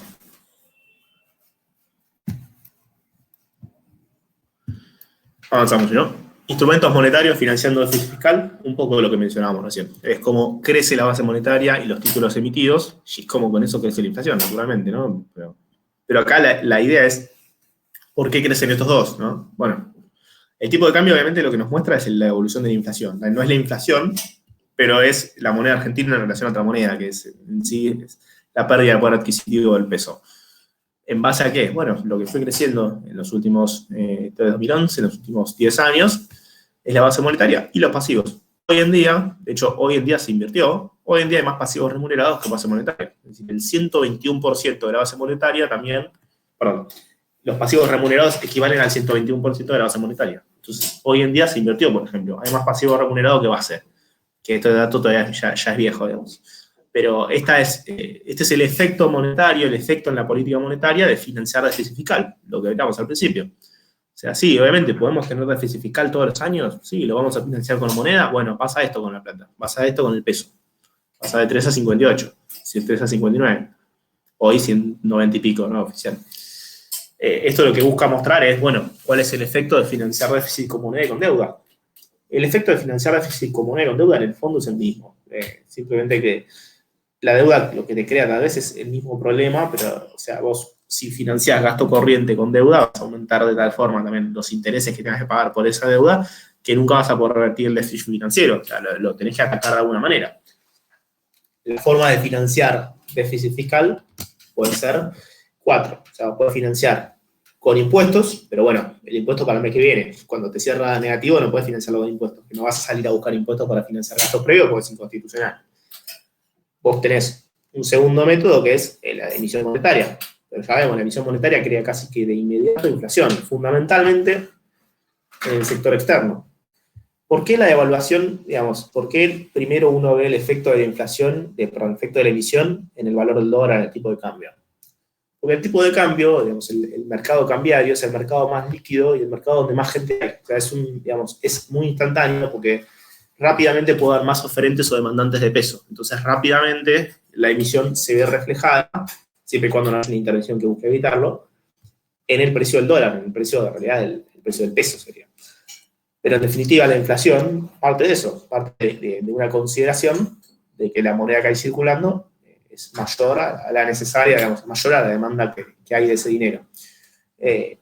Obviamente se puede financiar con otros dos instrumentos más, deuda interna y deuda externa. Los cuatro son esos: impuestos, emisión, deuda interna, deuda externa. Deuda externa que nos pasó, por ejemplo, en a fines de 2019, principios de 2020, bueno, nos quedamos sin la posibilidad de financiar deuda en mercados privados, por ejemplo. Entonces, ¿qué pasó el año pasado con el tema de las medidas de COVID, por ejemplo? Todo lo que se emitió fue en respuesta a eso. O sea, hubo un fuerte, no solo ya el país a principios de 2020 ya cargaba con cierto déficit fiscal y financiero importante, sino que aparte, la problemática que se sumó es que con la pandemia y todas las medidas que tomó el gobierno y el gasto social que tuvo que lidiar para tener medidas de contención frente al COVID, lo que generó en definitiva es la necesidad de emitir, porque el Estado no tenía acceso a nueva deuda en mercados privados, menos en los públicos, porque el Fondo Monetario lo tenemos en default también. Entonces, el año pasado, por ejemplo, hubo fuerte emisión por eso. Todo el déficit fiscal, prácticamente todo, se tuvo que emitir, se tuvo que financiar monetariamente. Y este cuadro lo que busca es eso, que se entienda los efectos de financiar el déficit fiscal con la emisión. Mismo, acá hablamos del 31 del 12 del 20, también, del 59 pasó a 84. Como ustedes pueden ver acá, la base monetaria pasó de perdón, esto está en millones, de 1.680.000 a 2.470.000. Y ni que hablar, como mencionaba recién, la base monetaria ahora es menor que los pasivos remunerados. Entonces, ¿eso se entiende bien hasta ahí?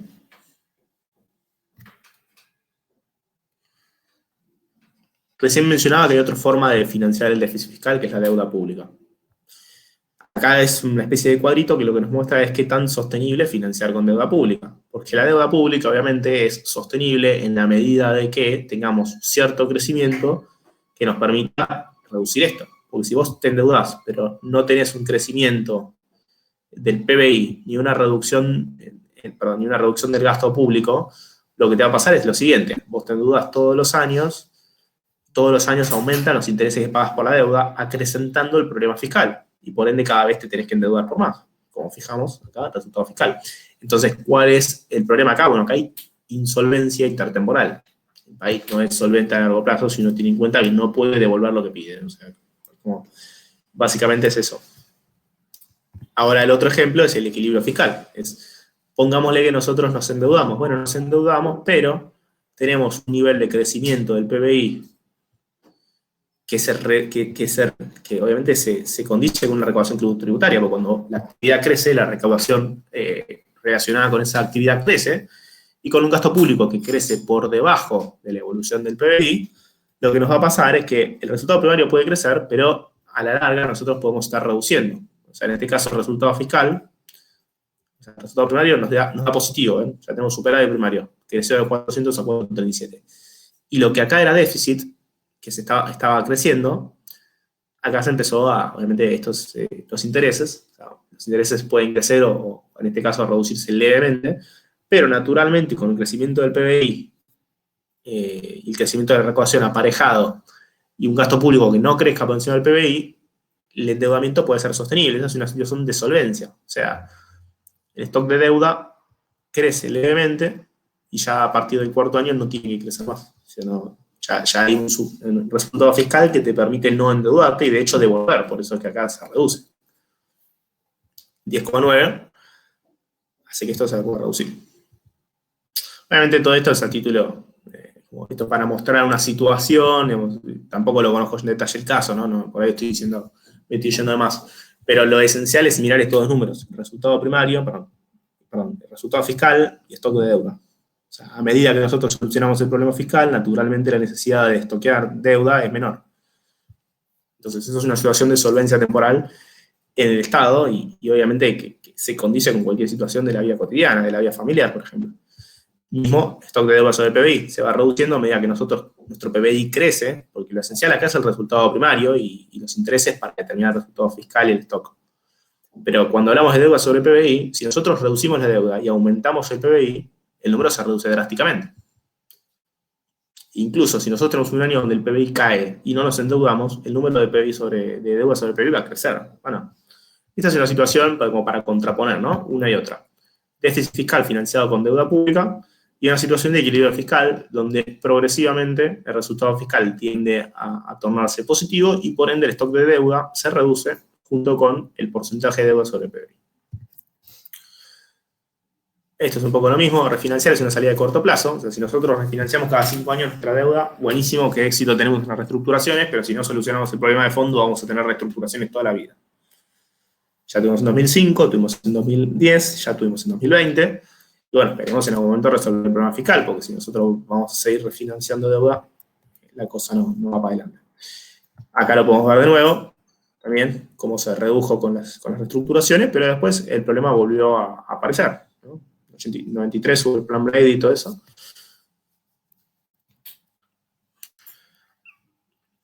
Acá lo mismo. Siempre lo que hace Diego a veces mención es que el kirchnerismo cuando habla el kirchnerismo en general en el discurso que usa habla de desendeudamiento. En realidad hubo desendeudamiento externo, pero hubo mucho endeudamiento interno. Entonces el stock de deuda aumentó igual. El problema fue que cambiamos de acreedor. No hubo tal disminución de la deuda. Lo que pasó fue que hubo mucho pago al contado, en 2012-13 el Club de París, 2005-6 el Fondo Monetario, y otras cancelaciones más, pero la realidad es que lo que pasó fue un traslado de acreedores. Pasamos de deuda externa a deuda interna. Pero en definitiva la deuda siguió creciendo, al igual que creció fundamentalmente en 2017 con Macri. Acá, ¿para qué fue también la deuda? Gran parte fue para financiar gradualismo, digamos, para financiar medidas que permitieran reducir el déficit fiscal, pero a largo plazo, que en 2018 terminó por volar con una devaluación fuerte, y después, hacia fines de 2018, se empezó a hablar de déficit cero y de la necesidad de estabilizar las cuentas públicas cuanto antes. ¿Por qué? Justamente por la pérdida de acceso a los mercados privados de financiamiento, a los cuales se acudió bastante entre 2016 y 2017. Bueno, acá mismo lo que hablábamos, yo recién les mencionaba cómo es que durante los años del kirchnerismo se disminuyó la deuda con organismos multilaterales, bilaterales, de deuda externa, y se aumentó la deuda interna con agencias del sector público. En azul, el sector público cada vez representaba más.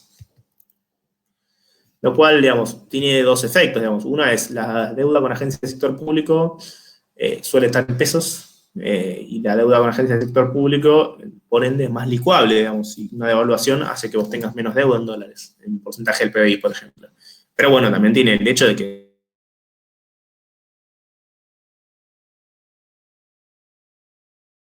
usablemente, porque en definitiva esos títulos funcionan como activo de ese organismo.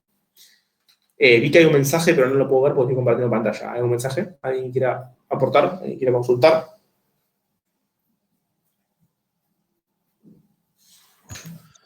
No, dice, sí, excelente. Ah, perfecto.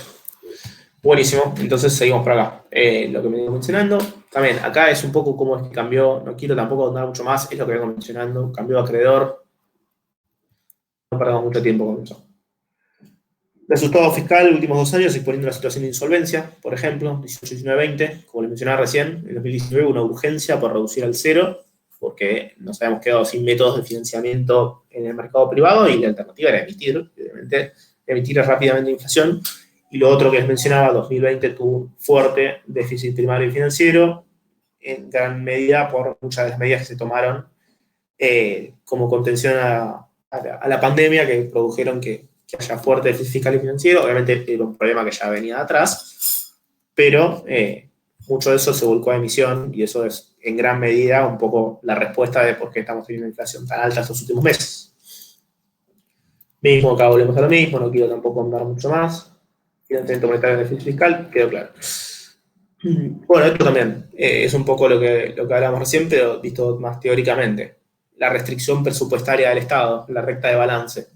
Recta de balance, básicamente, es la restricción presupuestaria, es cuánto es la cantidad de bienes que puedo consumir con un determinado ingreso, ¿no?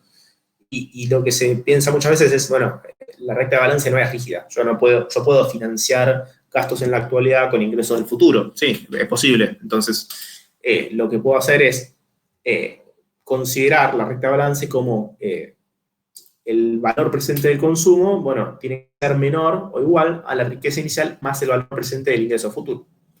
Entonces, lo que yo consumo hoy tiene que ser igual a lo que tengo más la posibilidad, digamos, el valor presente de lo que yo vaya a tener en el futuro. Esto que se hace muchas veces cuando uno quiere, no sé, refinanciar algo. No sé, quiero endeudarme con, no sé, tengo una tarjeta de crédito y tiene un límite u otro según mi capacidad de ingreso. ¿Por qué? Porque la emisora de tarjeta de crédito tiene que tener en cuenta que yo puedo tener una posibilidad o no de financiar consumo en el presente con ingreso futuro. Entonces, el valor presente neto se refiere a eso, es calcular los flujos futuros determinados al presente con una tasa de interés. Es básicamente la posibilidad que tengo yo de aplazar el financiamiento de consumos que hago hacia el futuro, pero consumos que hago en el día de hoy. Es el funcionamiento del financiamiento en cualquier hogar, pero también, obviamente, funciona en el Estado. Y lo que mencionábamos antes es financiar gastos corrientes con deuda, por ejemplo, es como si yo le pidiera plata a mi amigo Santiago para ir al supermercado. Santiago me va a mirar con cara de desconfianza, me va a decir, vos no sos solvente, que no me pidas plata, vas a tener que reducir algo, vas a tener que dejar de ir al club, cancelar la cuota del gimnasio. No, funciona igual en el Estado, de la misma manera. Si yo a mi amigo Santiago le pido plata porque tuve un gasto extraordinario este mes, pero el mes que viene cobro un bono, cobro el aguinaldo y se lo puedo devolver, mi situación es solvente, soy solvente intertemporal. Básicamente la solvencia intertemporal constituye eso, es poder suplir los consumos de hoy con mi riqueza inicial más el valor presente de lo que en el futuro, de los flujos de caja que tenga en el futuro. Obviamente el costo adicional son los intereses. Las familias pueden modificar su restricción presupuestaria, ya que pueden adelantar consumos con créditos. El Estado también. Por eso mencionamos, yo a veces digo, el Estado financiar sueldos con deuda es como, básicamente es financiar consumo de hoy, financiar la vida de hoy con el esfuerzo de las generaciones futuras. En cambio, financiar una obra de infraestructura que va a tener impacto en los próximos 35 años en la gente que circule por la autopista Buenos Aires-La Plata, bueno, es otra cosa, porque en realidad lo está financiando a futuro, pero también va a tener un efecto positivo a futuro. Y estas son, digamos, es también el motivo por el cual a veces hay reglas fiscales, ¿no? Reglas fiscales de establecimiento de para qué nos endeudamos, si es posible endeudarse, en qué medida en relación al PBI, y si es posible endeudarse o no para gastos que son corrientes o simplemente para gastos de capital. ¿Se entiende eso? ¿Alguna pregunta sobre esto?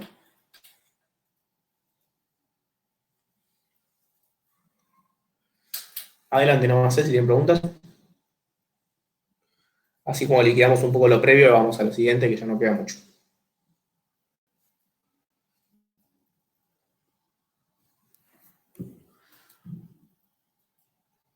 Yo más que pregunta, una aclaración. Me parece que hay algunas cosas de este Power que todavía no, o sea, hasta ahora sí, pero hay varias cosas que quizá todavía todas las comisiones no vieron. No sé si Está bien. no sé si alguno quiere tipo aclarar hasta dónde vio cada comisión o algo como para cerrar a donde nos quede cómodo a todos y no pasarnos por lo que todavía no vimos. Y también porque creo que nos deja grabar 100 minutos, una cosa así, y ya vamos como 90 y pico, para tener en cuenta nomás. Bueno, una aclaración sobre eso. ¿Alguien que diga su comisión hasta dónde llegó? No nos queda mucho tampoco, que son 10 diapositivas más. Después hay varias que son las reglas fiscales de 2004-2017, que en todo caso la pueden buscar ustedes, porque ahí medio como que hay varias pautas de cuáles son las reglas que se fueron estableciendo, pero eso obviamente queda a lectura más que nada. La idea es que se entienda qué es una regla fiscal, para qué sirve. Entonces, ¿qué les parece? ¿Seguimos un poco más? ¿Vieron hasta acá? ¿Vieron un poco más? Vimos todo. Nosotros llegamos a ver, de los de la C, llegamos a ver hasta el modelo de las tres brechas. Sí, falta poco, hasta acá. ¿El resto de las comisiones? Yo entiendo que la comisión D vio todo, me imagino, porque ya vimos los ejercicios. Bueno, yo sigo, ahora la última frenamos, pero lo importante es que me hagan consultas sobre lo que vimos hasta ahora. Por favor, es el momento.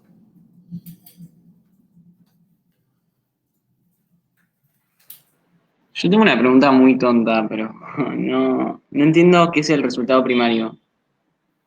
Bueno, fácil. El resultado primario es básicamente es la diferencia entre los ingresos corrientes y gastos corrientes. O sea, la diferencia entre el resultado primario y el financiero es que el resultado financiero es el resultado primario después de pagar los intereses de la deuda. Entonces, el resultado financiero es el resultado primario al que se le suma todo lo que hay que pagar en concepto de intereses por el stock de deuda que tenemos. Pero es como si yo dijera, bueno, el Estado tiene tanto en sueldos y tanto en impuestos. Esto es el resultado primario, según los ingresos y gastos que tiene. Todo lo que tiene que ver con stock de deuda se suma posteriormente para discriminar resultado primario, es el resultado de la cuenta, digamos, del ingreso y gasto, y el resultado financiero, que es el que suma los intereses de deuda. En muchos países del mundo ni siquiera se habla de resultado primario. En Argentina discriminamos bastante. Por ahí nos vendría mejor mirar un poco más el resultado financiero, porque siempre va a terminar en déficit si solo miramos el resultado primario. Pero básicamente el resultado financiero se diferencia del primario, en que uno contempla y el otro no los intereses de deuda. ¿Hago una consulta más?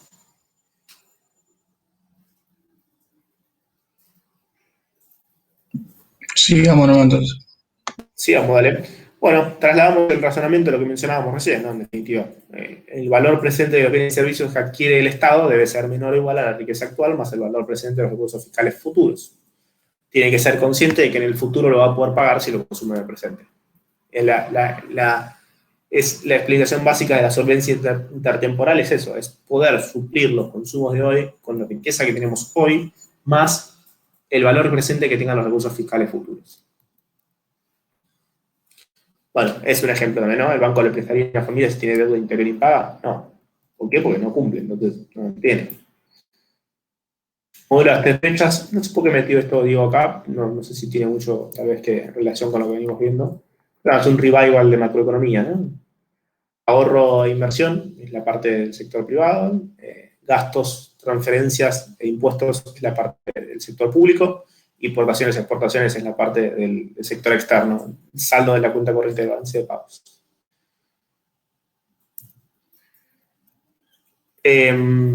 Bueno, entonces, acá hay una teoría que es la de Wagner, que habla de la ley de crecimiento de los gastos del Estado, por ejemplo. Lo que dice Wagner es que las sociedades que aumentan su PBI per cápita aumentan el nivel de gasto público en términos de PBI. Puede tener cierto asidero, obviamente es una teoría, queda a consideración, ¿no? Pero hay ciertos motivos. Uno es el de los bienes superiores, la elasticidad de ingreso, otro aumento de la función administrativa, procesamización y neutralización. A ver, la segunda, tercera y cuarta yo entiendo que tiene que ver con la complejización de las relaciones sociales en una sociedad. O sea, a medida que una sociedad crece económicamente y crece y tiene instituciones y complejiza sus relaciones sociales y los conflictos que pueden suceder en esa sociedad, exigiendo la sociedad tornándose demandante de mayor gasto público.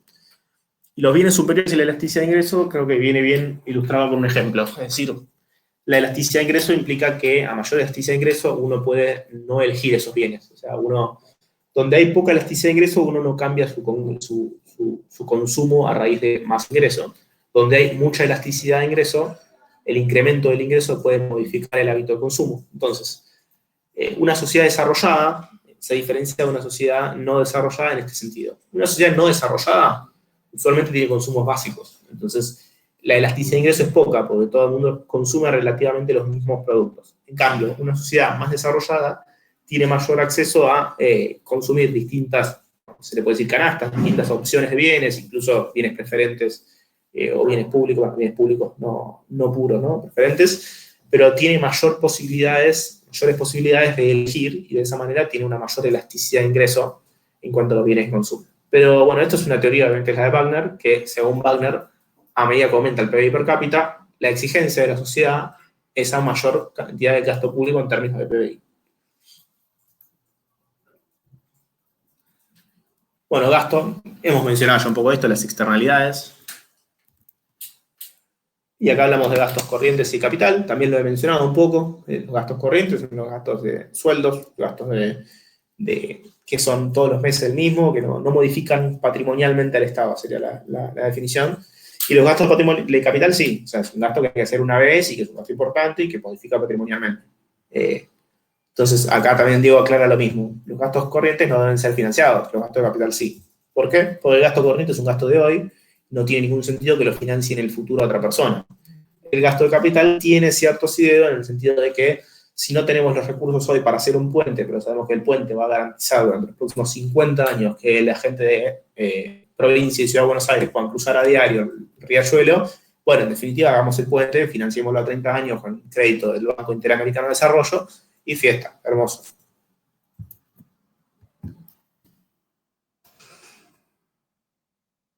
Bueno, cuando el gobierno emplea instrumentos monetarios o fiscales para mantener el nivel de producción lo más cercano posible al PIB potencial, manteniendo estables los precios, estamos ante políticas estabilizadoras, que es el principio básico de toda la parte de estabilización. ¿Qué es el presupuesto? Bueno, el presupuesto obviamente describe las intenciones de gasto y las formas de financiarlo. Entonces, hay déficit cuando los ingresos superan los gastos, y cuando los ingresos, perdón, hay déficit cuando los gastos superan los ingresos, y hay superávit cuando los ingresos superan los gastos. Es lo que mencionamos, el déficit presupuestario, el déficit primario de gastos corrientes, ingresos corrientes, es el resultado primario. Gastos de capital también se suman, ingresos extra también, pero lo importante, la diferencia es que el resultado financiero, a diferencia del primario, contempla los intereses de deuda los que incurre el Estado Nacional. Y esto ya lo hemos mencionado también, todo gasto público es igual a ingreso privado, entonces uno a la hora de hacer políticas de intervención tiene que tener en cuenta en qué medida afecta la eficiencia, en qué medida se apropia de capital privado, de ingresos privados, para llevar a cabo una política del Estado. Impuestos netos es la diferencia entre impuestos y transferencias, por ejemplo.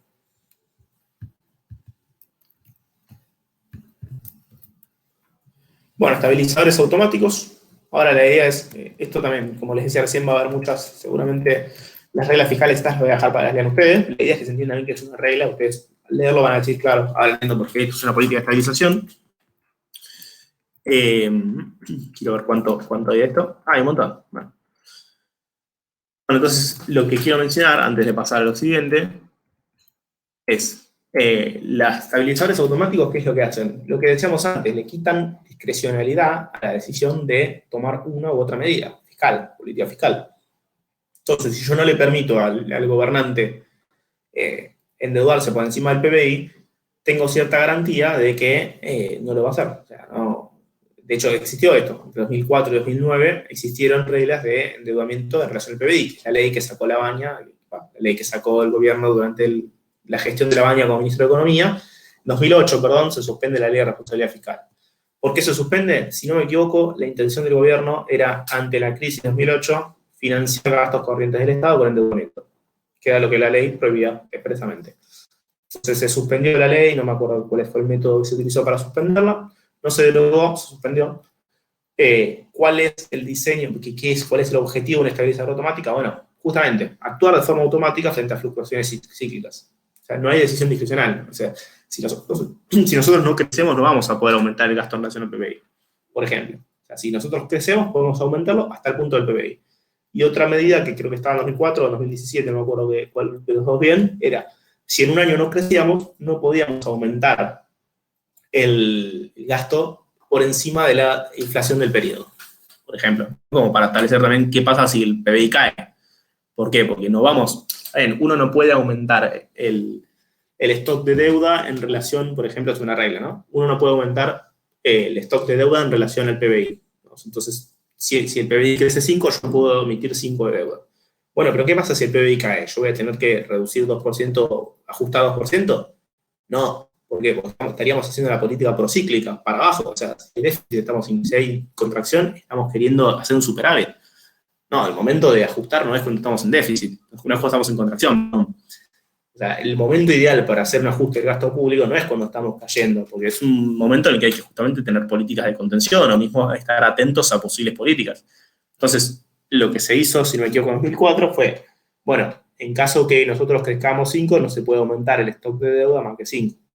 Pero si nosotros no crecemos, el stock de deuda no puede crecer, la deuda no puede crecer porcentualmente en términos corrientes por encima de la inflación. Son reglas fiscales, son reglas que lo que permiten es quitar discrecionalidad. Que nosotros podamos saber qué va a hacer el gobernante el día de mañana con la política fiscal. La misión muchas veces de estos estabilizadores es crear superávit fiscales, expansiones y administrar el déficit fiscal en las contracciones.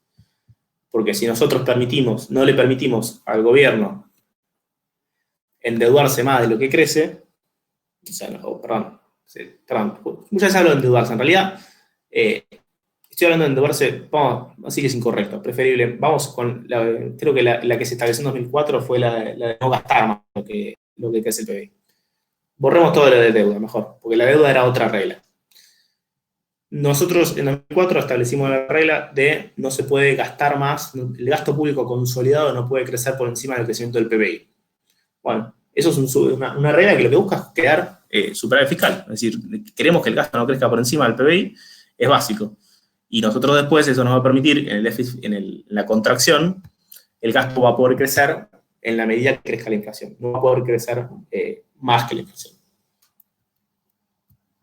Un estabilizador, ahora vamos a volver atrás porque seguramente los mareé con todo lo de la deuda, mezclé deuda y gasto 2 veces y hay 2 reglas distintas, una que es regla de deuda, que la puedo ver acá, y otra que es regla de gasto primario, son 2 distintas. Perdón, los mezclé, esta es la de 2017 igual. La de 2004 es esta. También hay de deuda y hay de equilibrio financiero. Como pueden ver, gasto tributario también hay, gasto público. Ustedes después les recomiendo que lean esta, porque son una buena medida, no solo porque seguramente les pueden llegar a preguntar de cuáles fueron las medidas que se tomaron en la regla de la Ley de Responsabilidad Fiscal de 2004 y de 2017, sino porque es una buena forma de entender qué es una regla fiscal y cómo son los estabilizadores automáticos. Un estabilizador automático que suele hablar Diego son los seguros de desempleo. ¿Por qué? Porque los seguros de desempleo actúan naturalmente cuando alguien se queda sin empleo, empieza a cobrar ese seguro. Entonces es un estabilizador rápido. No permite que esa persona esté sin un ingreso. Entonces es un estabilizador que funciona automáticamente y te permite de esta forma evitar que la contracción sea mayor. Como mencionábamos, evitar que el gasto crezca porcentualmente por encima del crecimiento del PBI es un estabilizador que permite obtener un superávit. Y este es un estabilizador que permite utilizar correctamente ese superávit. O sea, que el seguro de desempleo se active automáticamente cuando una persona no tiene trabajo, cuando la persona queda desempleada, es también, asimismo, un estabilizador automático. ¿Se entiende esto o los mareé mucho con la confusión de mencioné deuda y gasto al mismo tiempo y los mareé?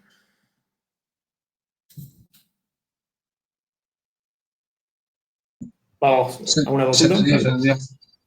¿Se entendió? Bueno, entonces básicamente, estabilizadores, políticas de estabilización, reglas fiscales, en 2004-2017 se establecieron algunas. Con respecto al crecimiento de gasto en relación al PBI, con respecto a prohibir el endeudamiento hacia gastos corrientes, que es la otra con la que los mezclé, y otras más, que obviamente las pueden ver, la idea sería que las puedan ver ustedes, porque la verdad es que si nos detenemos en cada una de estas va a ser un montón, pero esta es la ley 2017 y después tiene la ley 2004. La ley 2004, siempre digo, lo que menciona es que es un poco más estricta que la ley 2017, que es más laxa, porque fundamentalmente, si no me equivoco, la ley 2004 viene también en la época en la que se negoció eliminar las cuasimonedas con el resto de las provincias, entonces hubo, digamos, desde el lado del gobierno, hubo más, tal vez más brazo, más forma de, más negociación, hubo más posibilidades del lado del gobierno nacional de negociar con las provincias. Pero bueno, básicamente la idea de esto es que ustedes no solo sepan bien cuáles fueron las que se implementaron, sino que entiendan de qué se trata una regla fiscal y qué busca una regla fiscal. Y lo que decimos es, las reglas fiscales, fundamentalmente las automáticas, lo que buscan es crear superávit fiscales en las expansiones y administrar el déficit fiscal en las contracciones. A lo cual le podemos decir que el gasto no crezca por encima del producto, por encima del crecimiento del producto en una expansión, y establecer seguros de desempleo para cuando hay una recesión, por ejemplo, para que ese superávit sea aplicado de la forma más inmediata e individual posible a las personas afectadas, por ejemplo. Entonces, básicamente, de eso se tratan los estabilizadores automáticos y las reglas fiscales. No sé si queda algo más, creo que han respondido positivos. Bueno, con déficit, financiamiento de la competencia del sector privado en la obtención de recursos, monetización de los déficits. Bueno, cuando hay déficit e incurrimos en financiamiento monetario de esos déficits, podemos tener el fenómeno del efecto Libera-Tanzi. ¿Qué es el efecto Libera-Tanzi? Bueno, termina saliendo perjudicado el propio Estado por el rezago que hay entre la inflación y la recaudación. Básicamente es eso. Hasta el propio Estado puede perder cuando recauda en un contexto de alta inflación. Con recursos, los comportamientos procíclicos de la política fiscal, por ejemplo, si crece el nivel de gasto por sobre la capacidad privada de financiarlo, que es lo que hemos visto que pasó en Argentina entre 2008 y 2015-16 seguro, creció el gasto consolidado por encima del crecimiento del PBI, eso es una política netamente procíclica, que es lo que evita, es lo que busca evitar la ley de 2004, la responsabilidad fiscal. Establecer reglas fiscales y estabilizadores automáticos para que la política no sea procíclica, sino que sea lo más contracíclica posible, y de esa forma podamos neutralizar el efecto electrocardiograma de los ciclos económicos en Argentina. Bueno, lo mismo que decíamos recién, llega un punto en el que el impuesto inflacionario, digamos, la recaudación en contextos de alta inflación, termina siendo perjudicial al propio Estado, a la propia recaudación. Hay un rezago recaudatorio, digamos, entre el momento en que recauda y esa inflación que se produce. Bueno, es lo que decíamos recién, financiamientos no genuinos monetarios generan repudio compulsivo. Bueno, es lo mismo que queríamos mencionar.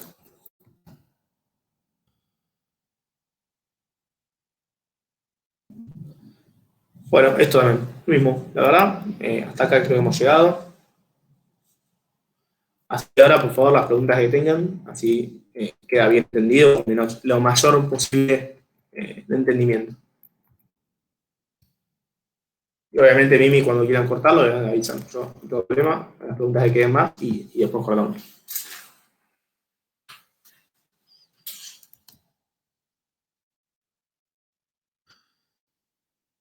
Adelante, si queda alguna pregunta.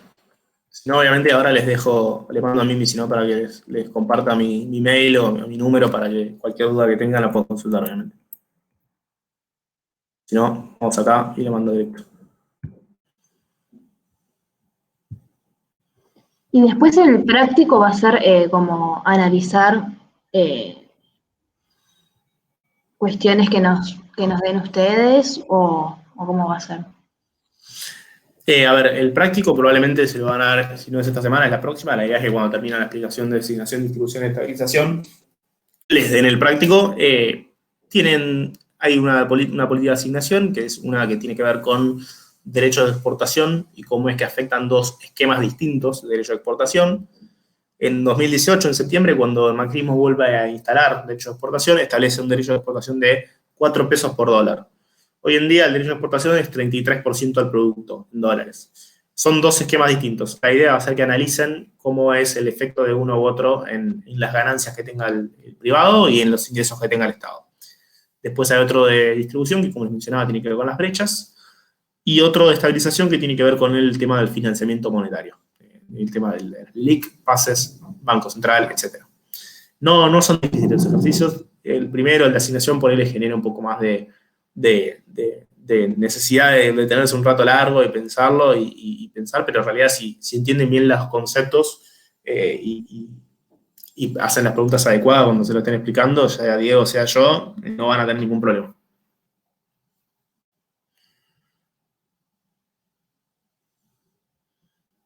Buenísimo, gracias. Bueno, ¿alguna pregunta más? ¿Algo más que...?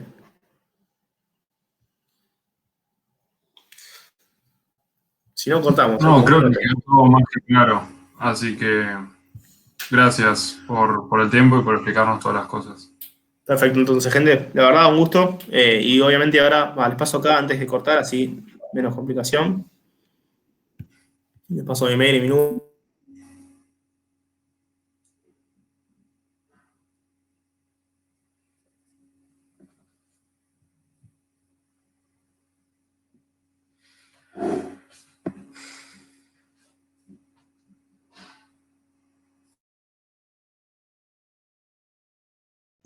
No estamos escuchando ahora, Tomás.